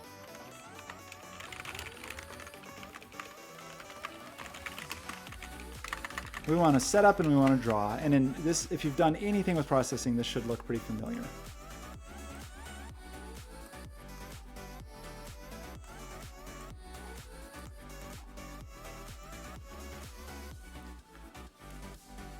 So I could, for example, say, oh, there's an ellipse. Ellipse. How do you spell ellipse? 10 by 10 by 100. And now I have an ellipse at 10 by 10 by 100. 10 pixels left, 10 pixels right, and 100 pixels in diameter. It could be 640 by 640 by...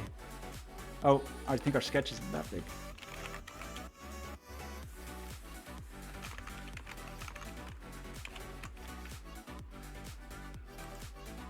Did I break it?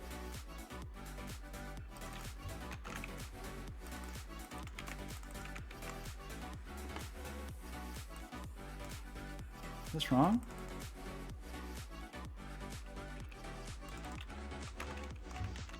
Oh man, definitely don't listen to me.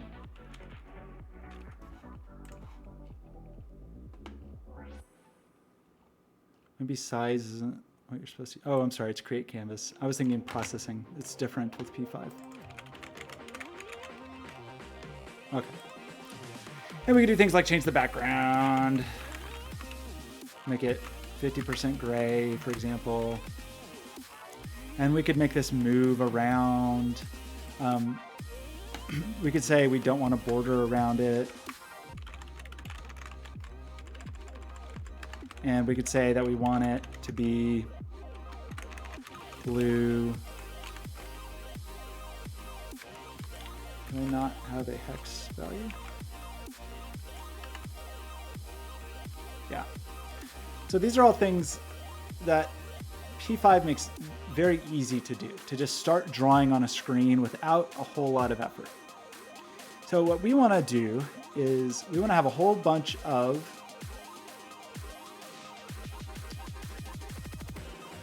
spheres or circles. And when you want a whole bunch of a thing, you probably want to stick it in an array. And what we're going to do is anywhere there's a click, to start with, anywhere I click, I'm going to put a circle there.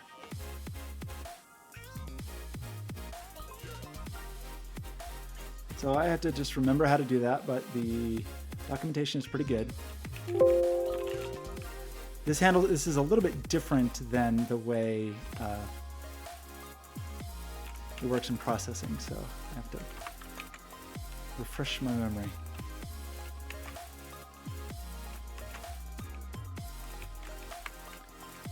So now if I click, it will do nothing. But if I can say,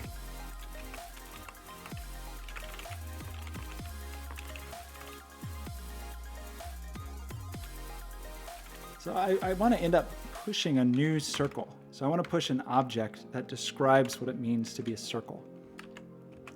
And I could make this a class and actually, do I want to do that? I don't think I do. I think we'll just store it all here. So mouse clicked. We should get mouse X and mouse Y. Yeah. So we're going to say we want to know where did we click in terms of X, Y coordinates, which is a common way of measuring things in 2D space. X goes this way, Y goes this way. So we're going to add to the circles. So we're going to have this list, and every time we click, we're going to stick a new thing in that list. Okay? And we're doing this in kind of a fast and loose way because it's a fast and loose thing. But you don't need to worry about that. Like, processing calls these sketches, and I think that's a good way to think about it. Because when you're doing a sketch, like you're just sketching a drawing, you're not necessarily concerned with outcomes. Or if you are, then you recognize that a sketch is just part of the process to an outcome. So there's definitely a place for very robust, very calculated, very careful software development and software engineering and architecture, but that's not this place. This is a sketch. We just want to make a thing happen. So we are now going to say that for each of those circles, we want to do something.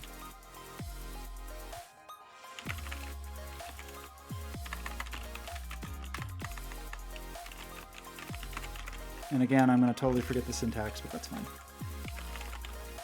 I switch around enough between different languages and different technologies that I don't keep all of it in my head. I don't even try to. Very frequently, I look things up, basically constantly. Like for me, most of the work I do, a internet connection is critical because I'm constantly looking things up. Okay, so I'm going to log what's inside. Nope, not what's that. We want to see what's inside circle. Yep, so as I click, we're adding new circles to this big list. This is just showing me what's in that list. And it's kind of a big mess. That's a lot. That's a lot we're trying to draw. I mean, draw that text. Because we're doing this basically, I can't remember if it's 60 times a second or 30 times a second, but we're drawing it a lot. But now, let's draw it on screen instead. So let's make an ellipse, and let's put it at circle.x and circle.y.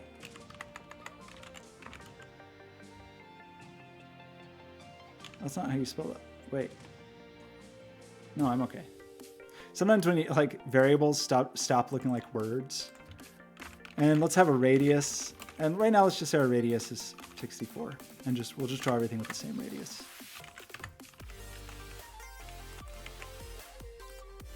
And our radius, so this is going to be funny. We actually want P5.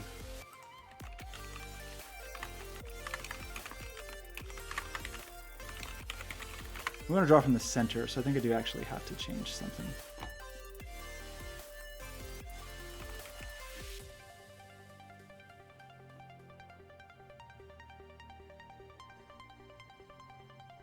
Oh, okay, so actually center is fine. We're fine. So as I click, first I have errors that I need to fix. that are at line 26.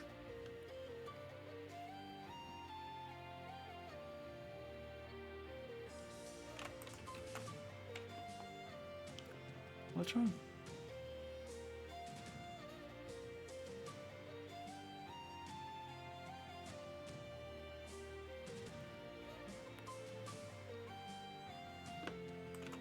Oh, clearly broken something.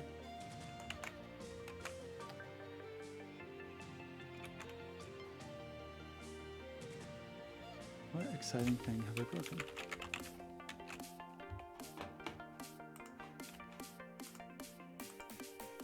Okay, now wherever I click, there will be a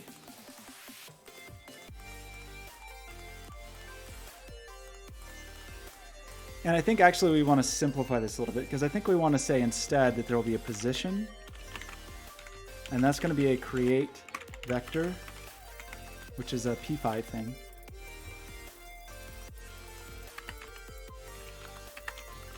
And that just, a vector just means, a two-dimensional vector just means we can have both x and y kind of in one thing. So now we'll have circle.position.x and circle.position.y. And the net result is the same, but it means we can just store all that in one place rather than needing two places to store it.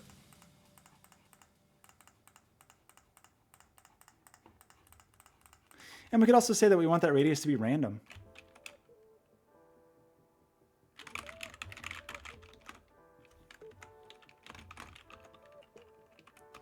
What did I say, 64? Is that not right?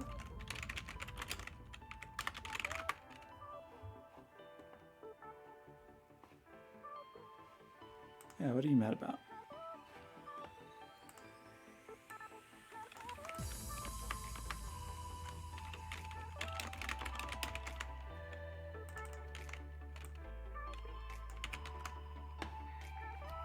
Oh, that. Okay, now we get all different sizes. And in fact, we'll say we want it to be like 32 plus 32, so the max will be 64.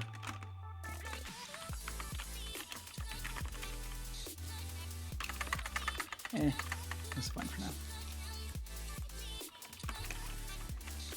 This is just a way of saying, give me a random number between 0 and 1, multiply it by 32, which means I now have a random number between 0 and 32, and then add 32, meaning I have a random number between 32 and 64, which may still not be big enough.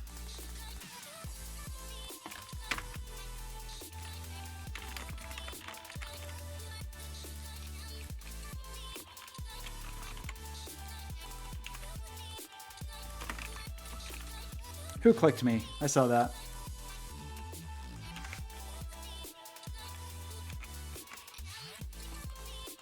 Okay, that was definitely wrong. Just replace this with that.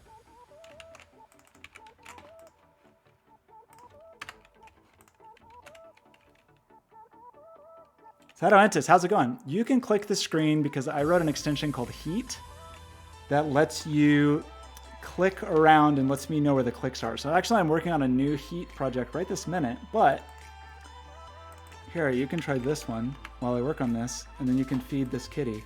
Unfortunately, double clicks, Twitch will always maximize the screen, but if you just click individual places, you can feed the baby.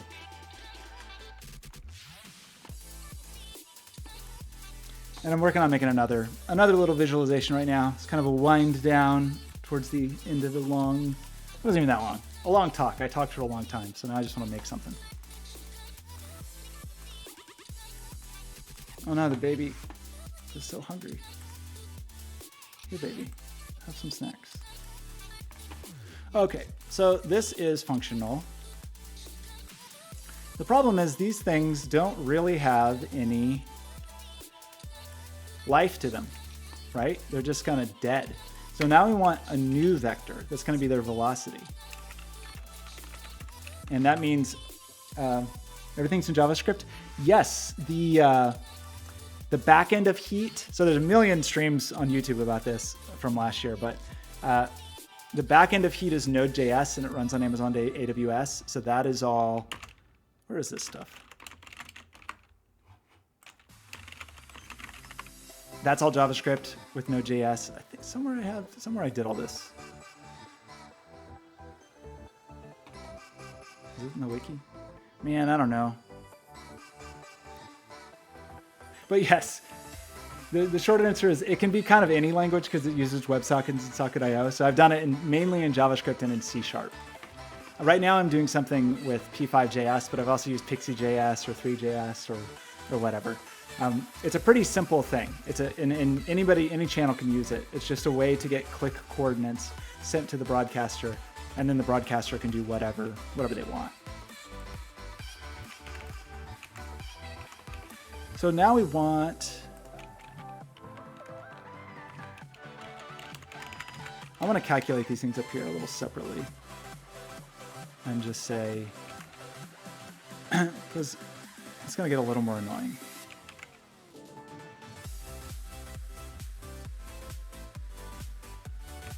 Why do I want to do this?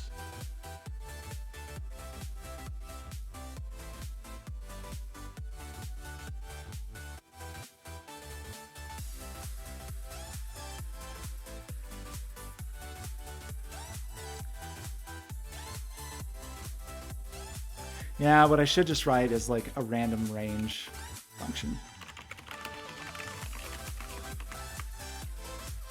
Which is it's just another remap. It's the thing we've written a trillion times. Well, that's okay. So it'll be value, in min, in max, out min, out max. And so first we want a normalized value. And that will always be value minus the minimum input divided by the in max minus the in min. So that, no matter what you put in, that should give you a value between 0 and 1 that's in that normalized range. And then the remapped value will then be the opposite of that, essentially, with the out. So now we need to take the value times the out max minus the out min.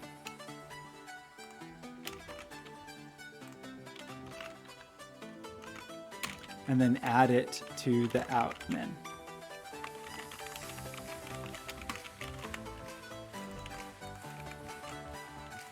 So that way we can say our radius, then we can make things a little simpler here and say radius equals remap math.random, change it from a 0 to 1 value to a 32 to 64 value, for example. And then we don't need this. Actually, we said let's do 32 to 128. And then for our velocities,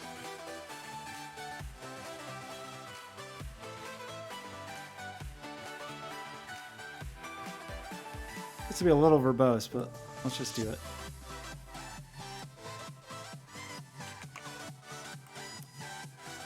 We just want a random x and y value that can be negative. And so there's a million ways we could do it, but this way at least we like kind of kill two birds with one stone. So this is still -1 to 1. And now we'll say that I don't even know what a good velocity would be. So we'll just say like -16 to +16 and -16 to +16. I think negative numbers should work in our little remap land. So then velocity is equal to velocity.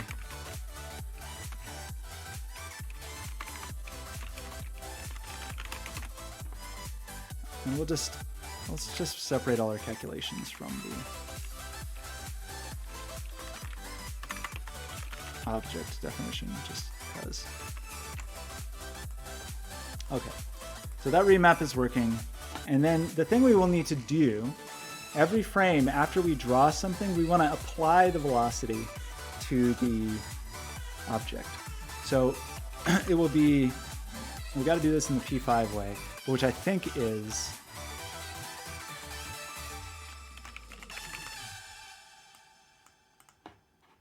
add I think you add vector 1 to vector 2. And I think that doesn't return.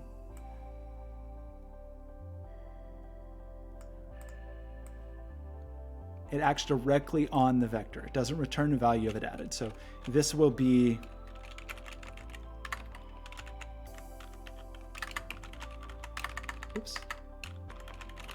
circle.position.add, circle.velocity. Not exactly sure if that's going to work. I kind of think it is. Oh, it works, and it works too well. But our randomness is working, so that's good. Yeah, this is way too much. It's way too much. Let's start with just 1. Okay. So now we got our little friends drifting around. That still feels pretty fast. It's also frame rate dependent, which is not good.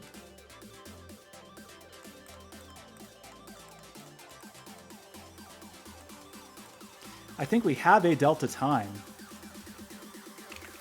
So do we have a multiply? Like, can we multiply this by a scalar? Yeah. Let's multiply this. I think delta time is a thing now.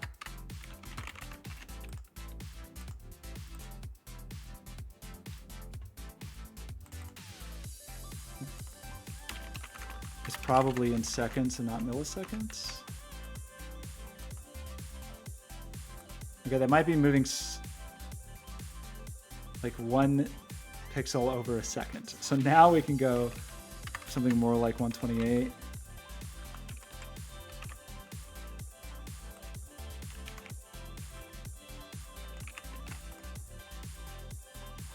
And I broke everything. What did I break?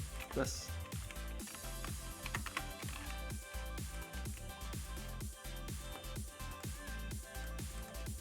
Really? Are you moving at all? It's hard to tell. So what did we do wrong? Multiply that times the scalar. If that was the delta time.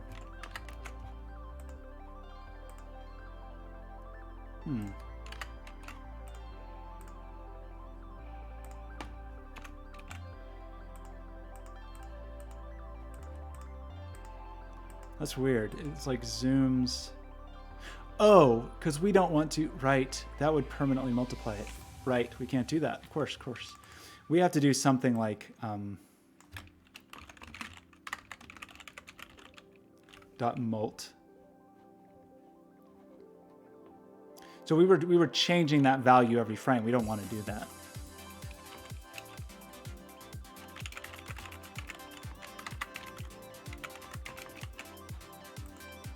Okay, that feels more sane.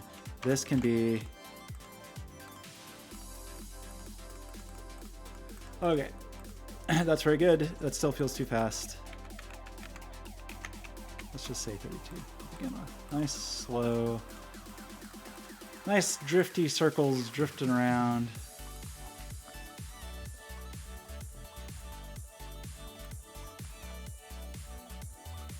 So then we want to do a thing that's a little silly.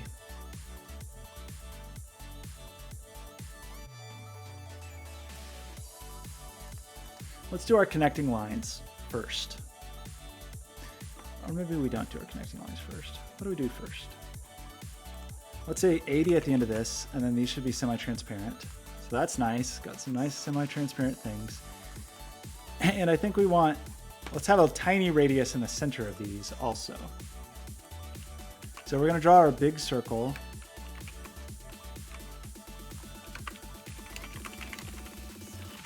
So that's updating the position based on the velocity. That'll be our big circle. And then we'll also draw a small circle that is 50% gray and 50% opacity. And its radius will just be like 16 or something.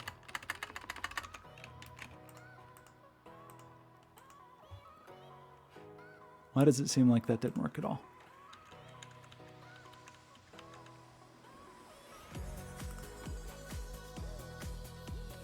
Oh, we just can't really see it because it's on top of darkness. So this could be like...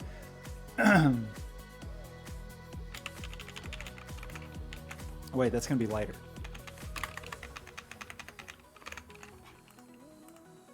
Okay, so now all of these have a cute little nucleus in them.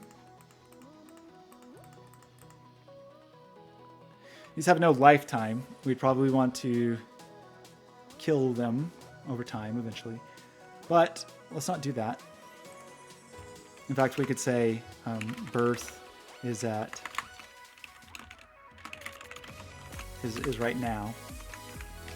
And that'll let us delete them later if we want to. What we do want to do is let's draw our little lines between. So the thing that's a little annoying about that is we have to check everybody against everybody else to see how close they are, that's not very efficient. But the nice thing is actually it's like everybody else minus 1.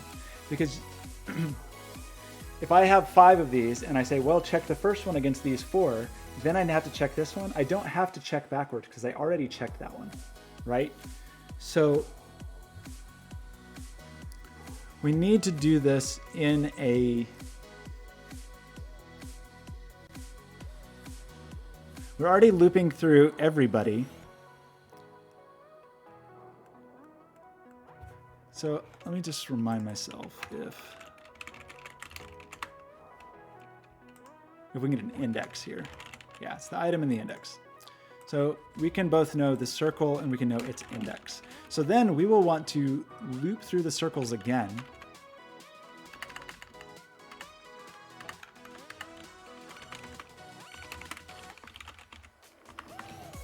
And let's do it a different way this time. We'll do a 4.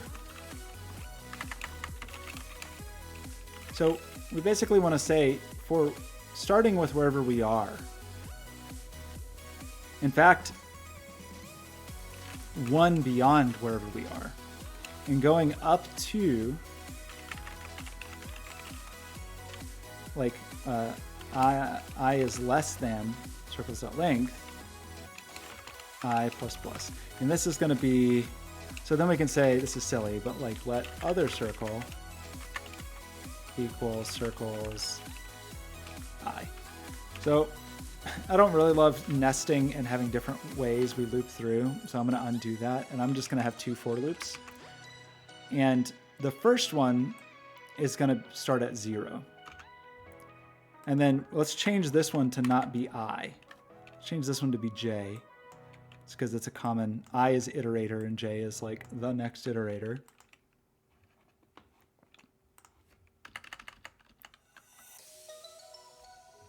And then we have our index, so it will be I plus 1. And then we don't need this, except we will need a let circles.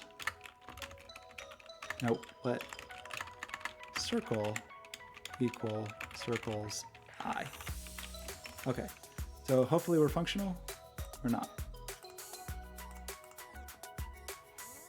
42.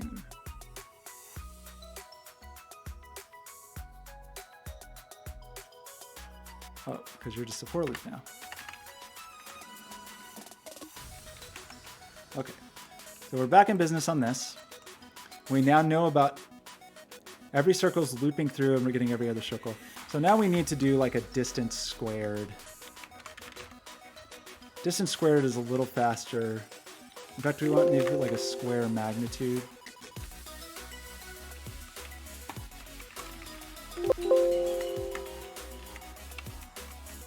Is there only the one?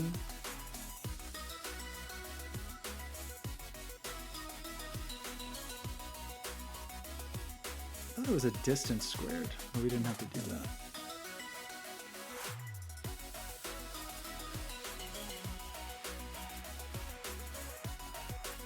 I'm not that worried about it. Let's just do it.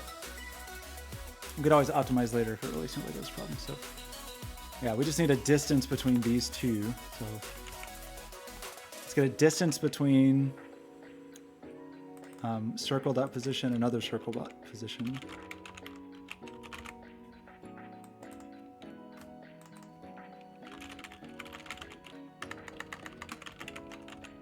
Come on.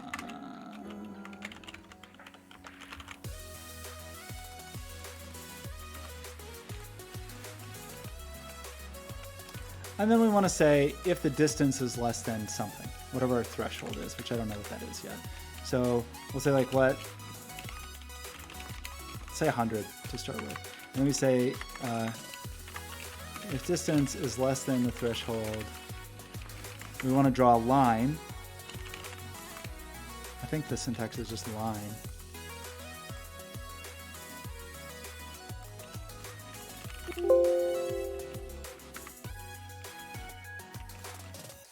Between the two vectors. I thought you could just put in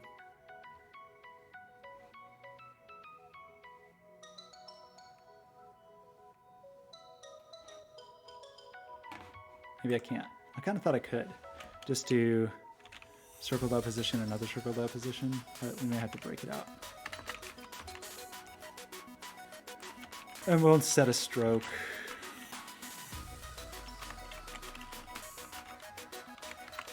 This is too big.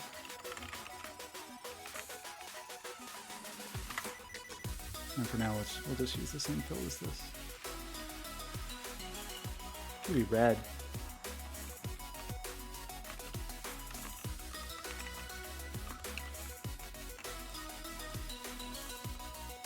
Okay, well, that was silly.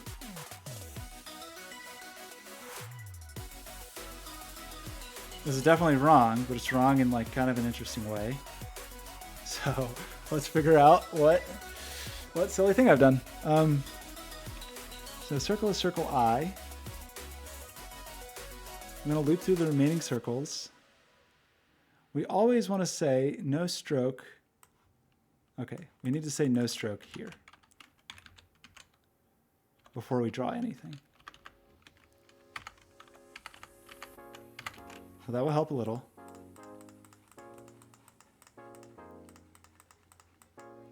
And then I kind of feel like this line is not working. Also, is there something broken? Yeah, line wants 4 arguments. That's kind of lame. I mean, you have vectors. Why not use them?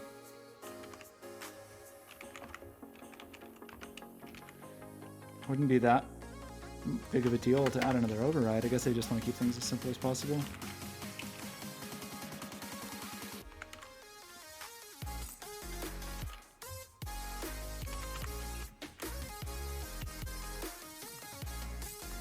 Okay.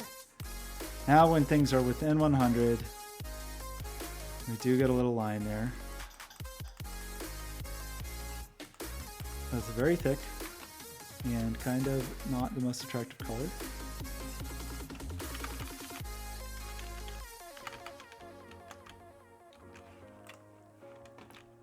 And we'll make this more like 256. I think Life is Yours has another exam. So this one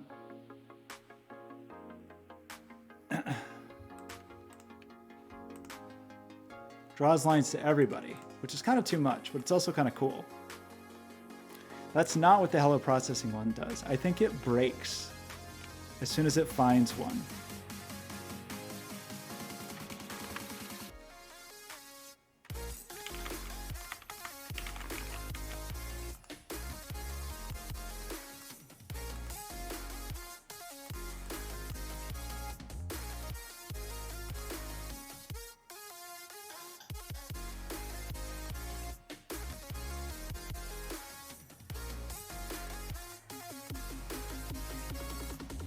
Well, maybe I like the wild one.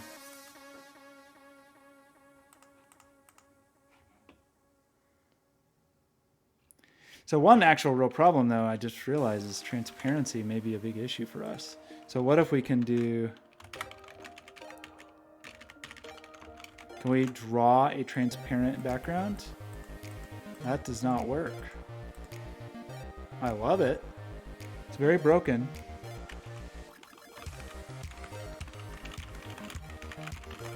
Maybe this is why I was using Pixie.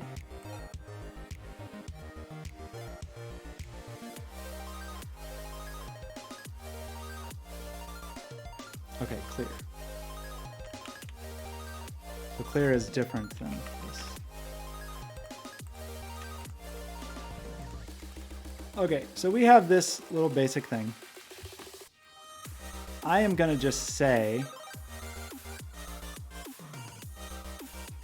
well, a couple things. I want some hue variation.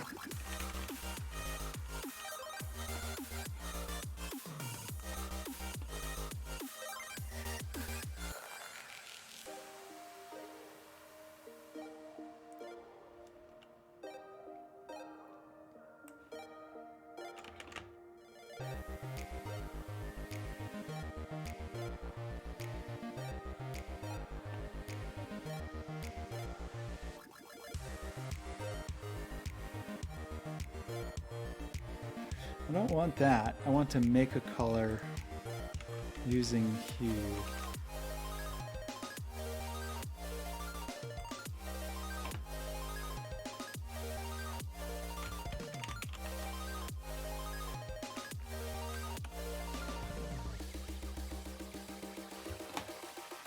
Color mode HSB, hue saturation value, right?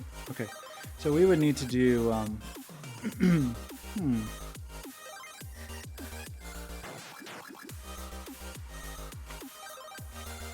I think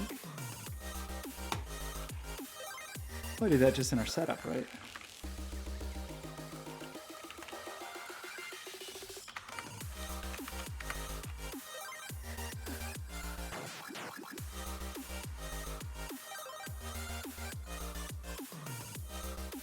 And then we would want to do something like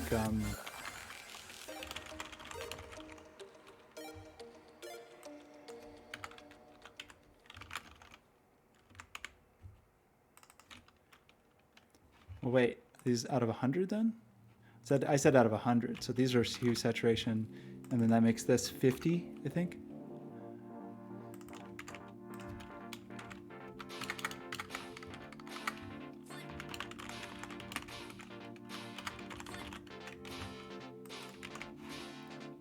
And then color, we will use circle color.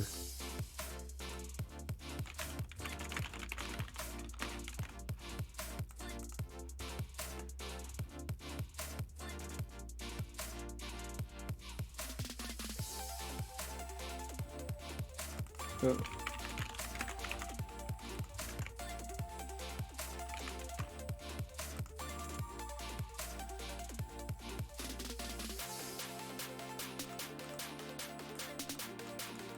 Okay, so that's crazy.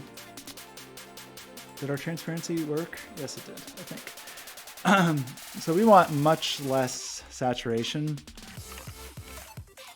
And we want our hue. Let's just do our nonsense here, even though this is very verbose, but I can just use the same function for everything. I could make it like remap 0, 1, where we didn't have to do these additional parameters, but whatever.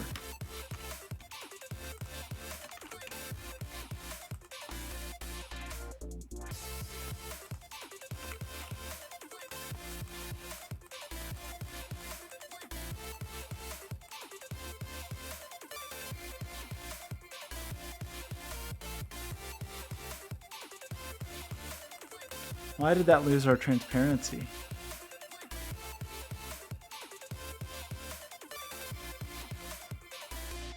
We have too many parameters.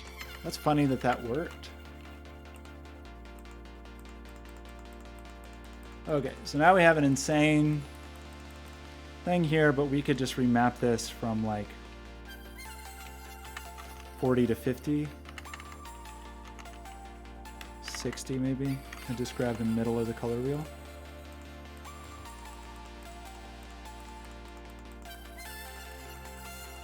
I think we still want much less saturation. That's hue, this is saturation.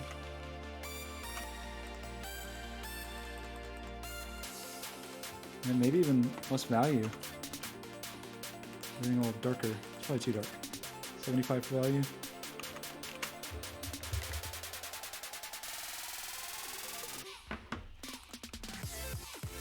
Okay.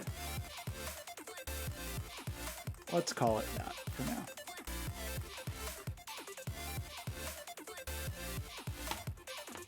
And I think the stroke is going to just be gray.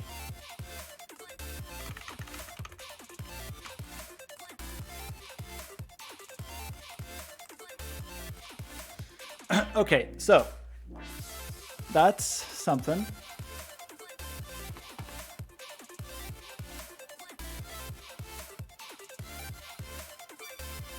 That's something.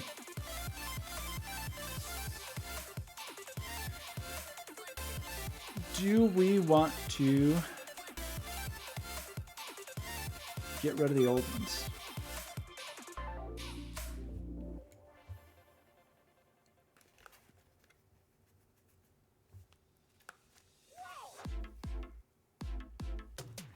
Probably need to count backwards.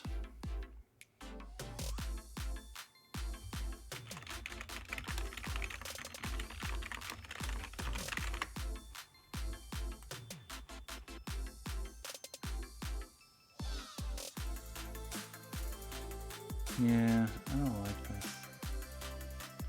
But I think it's the way people do it.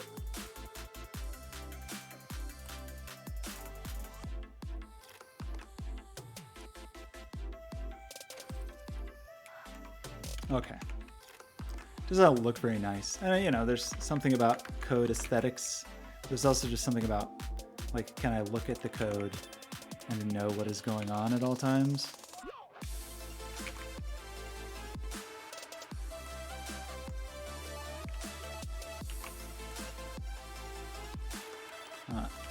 Go there. Goes up here. It's not purely aesthetics. Like, there's definitely some comprehension going on with this. Okay, so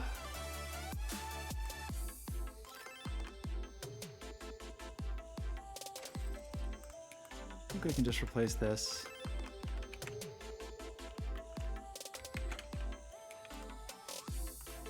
Whatever. Okay, and then now we want to say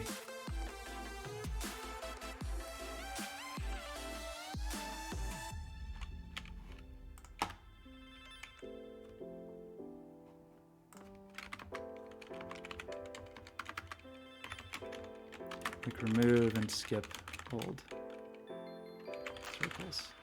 And actually that means that this is a little weird because this should check the circles before it, not after.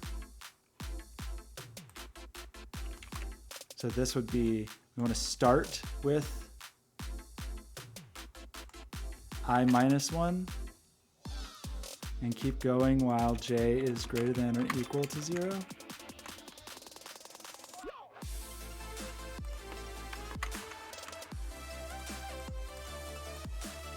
Seems like it still works.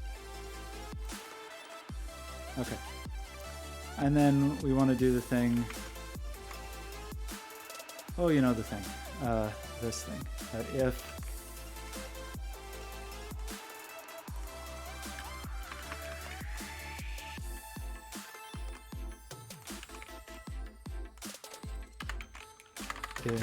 date.now minus circle.birth is greater than, I can't remember if it's seconds or milliseconds. I think it's milliseconds.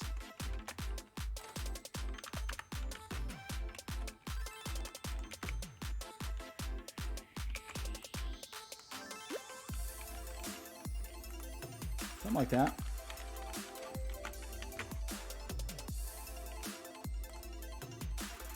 Broken. Supposed to be circles.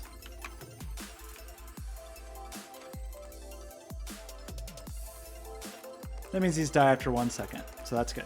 So let's let them live for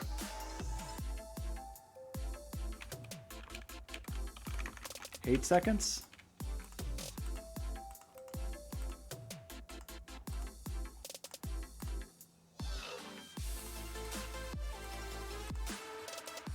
We could even make like their opacity fade away over that time, but I'm not ready about that yet.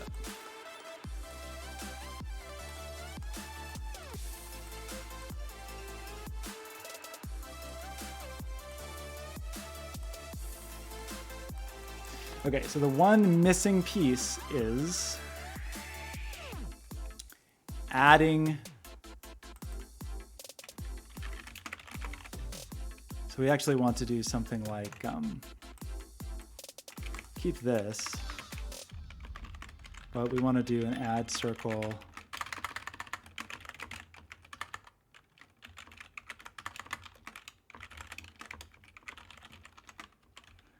Mouse X, mouse Y.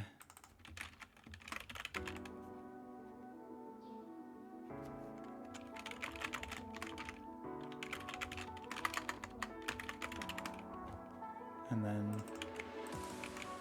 then we can also have heat do the same thing.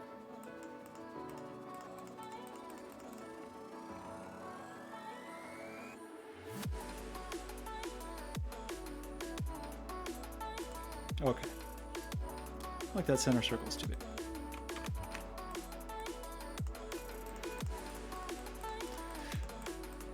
Okay, so that can certainly start to look like a mess, but that's okay. And we could make it where these things like changed over time, shrunk over time, did whatever over time. Like that's certainly something we could do. In fact,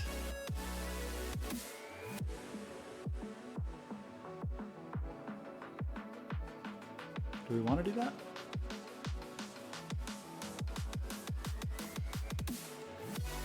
Nah, I don't want to right now. Let's just get to the heat part. So, heat. Did we learn anything? How does this work?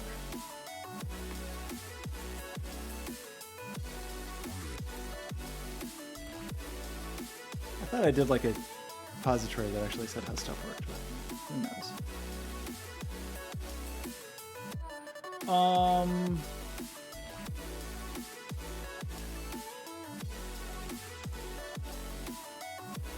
Hello, I think is the one. I think this one is WebSocket based. Nope, Socket.io based. Well, that's fine. We don't care. We did both. It's down there too. Okay. So we just need to cram a bunch of Socket.io stuff up here. That's fine.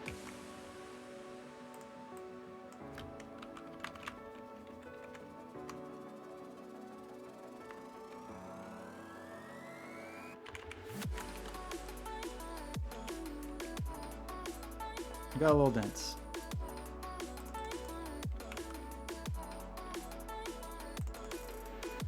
That's the Socket.io connection. That's the channel ID, which that's mine. And this is the click events. So that should be all it takes to get us listening to heat. So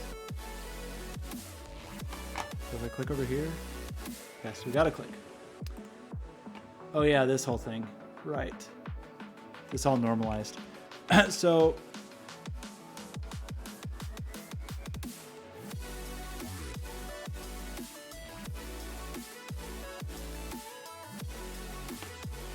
I don't remember what I was normally doing with that. Like, did I do something with names?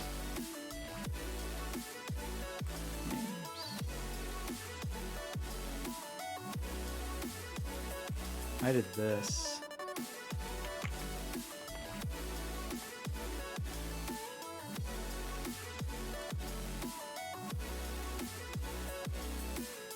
Oh wait, where's the actual listener?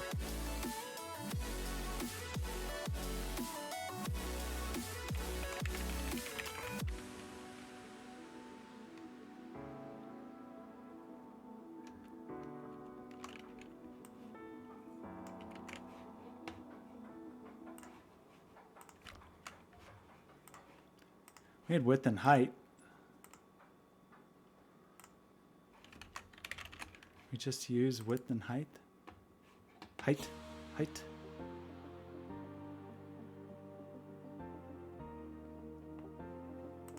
think we can.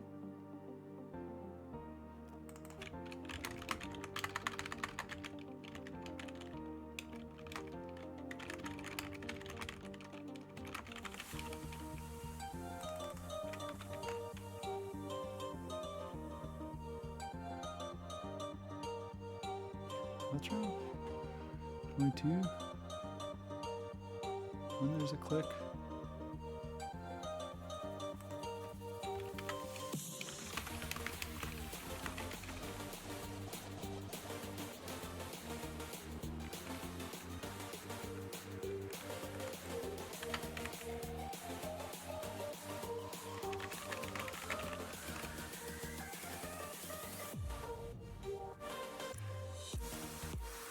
What's wrong?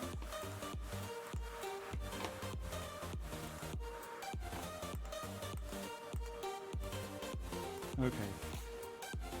Is this just not correct?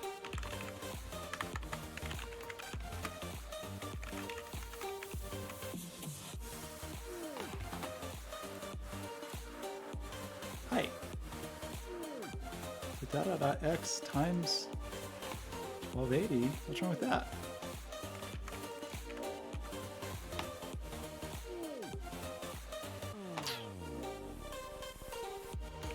Oh. It's like client X or something, right? No.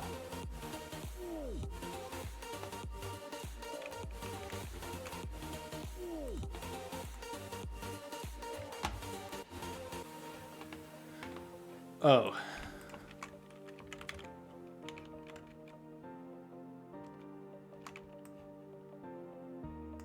I had to do this for Socket.io? I didn't think we'd had to do that on the Socket.io side. Really? Oh, that doesn't seem right.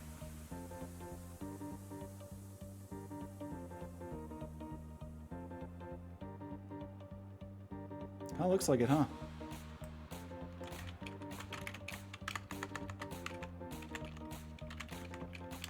How does it? That seems wrong. Maybe I broke something.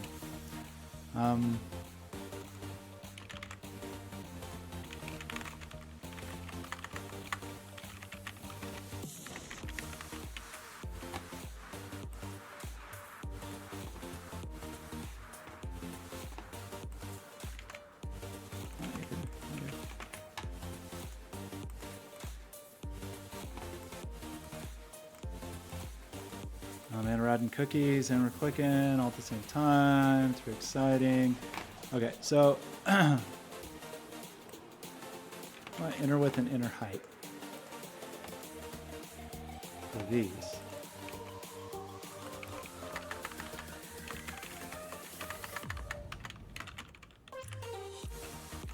Something like that.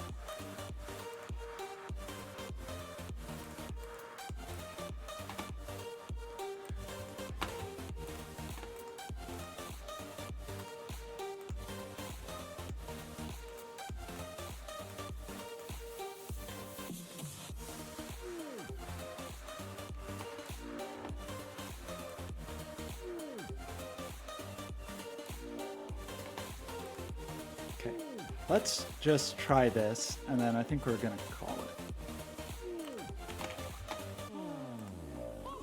That would mean inside here, we would set this. I don't know if this is gonna work at all.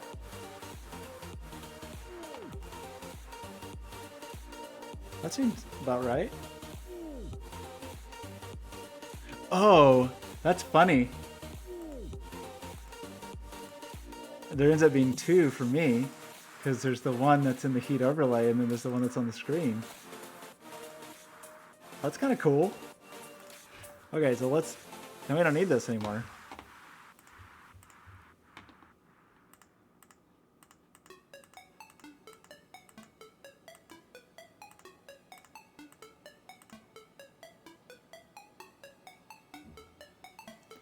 I feel like it chugs a little bit. Is that just me? Seems like...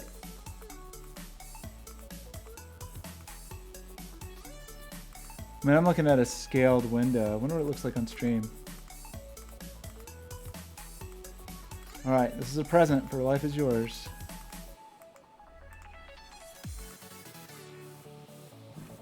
There's lots we could do to polish it up, but that is... We made something with heat and 3.5.js, P5.js. Did you say 3.5.js? I don't know, man.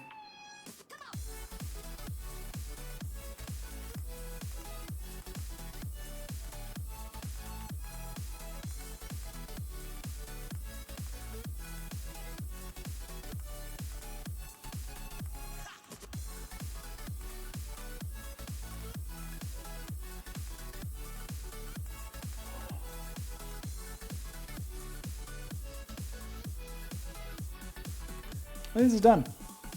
Right? Let's work on this view. I'm doing the slouch. I'm doing the Scott's ready to stop streaming slouch. Classic maneuver. Is heat not working over here? Why would that be true? It looks like heat is working. And heat is on top of the video, which is here. Heat's there. Oh, I think I had it off. There we go.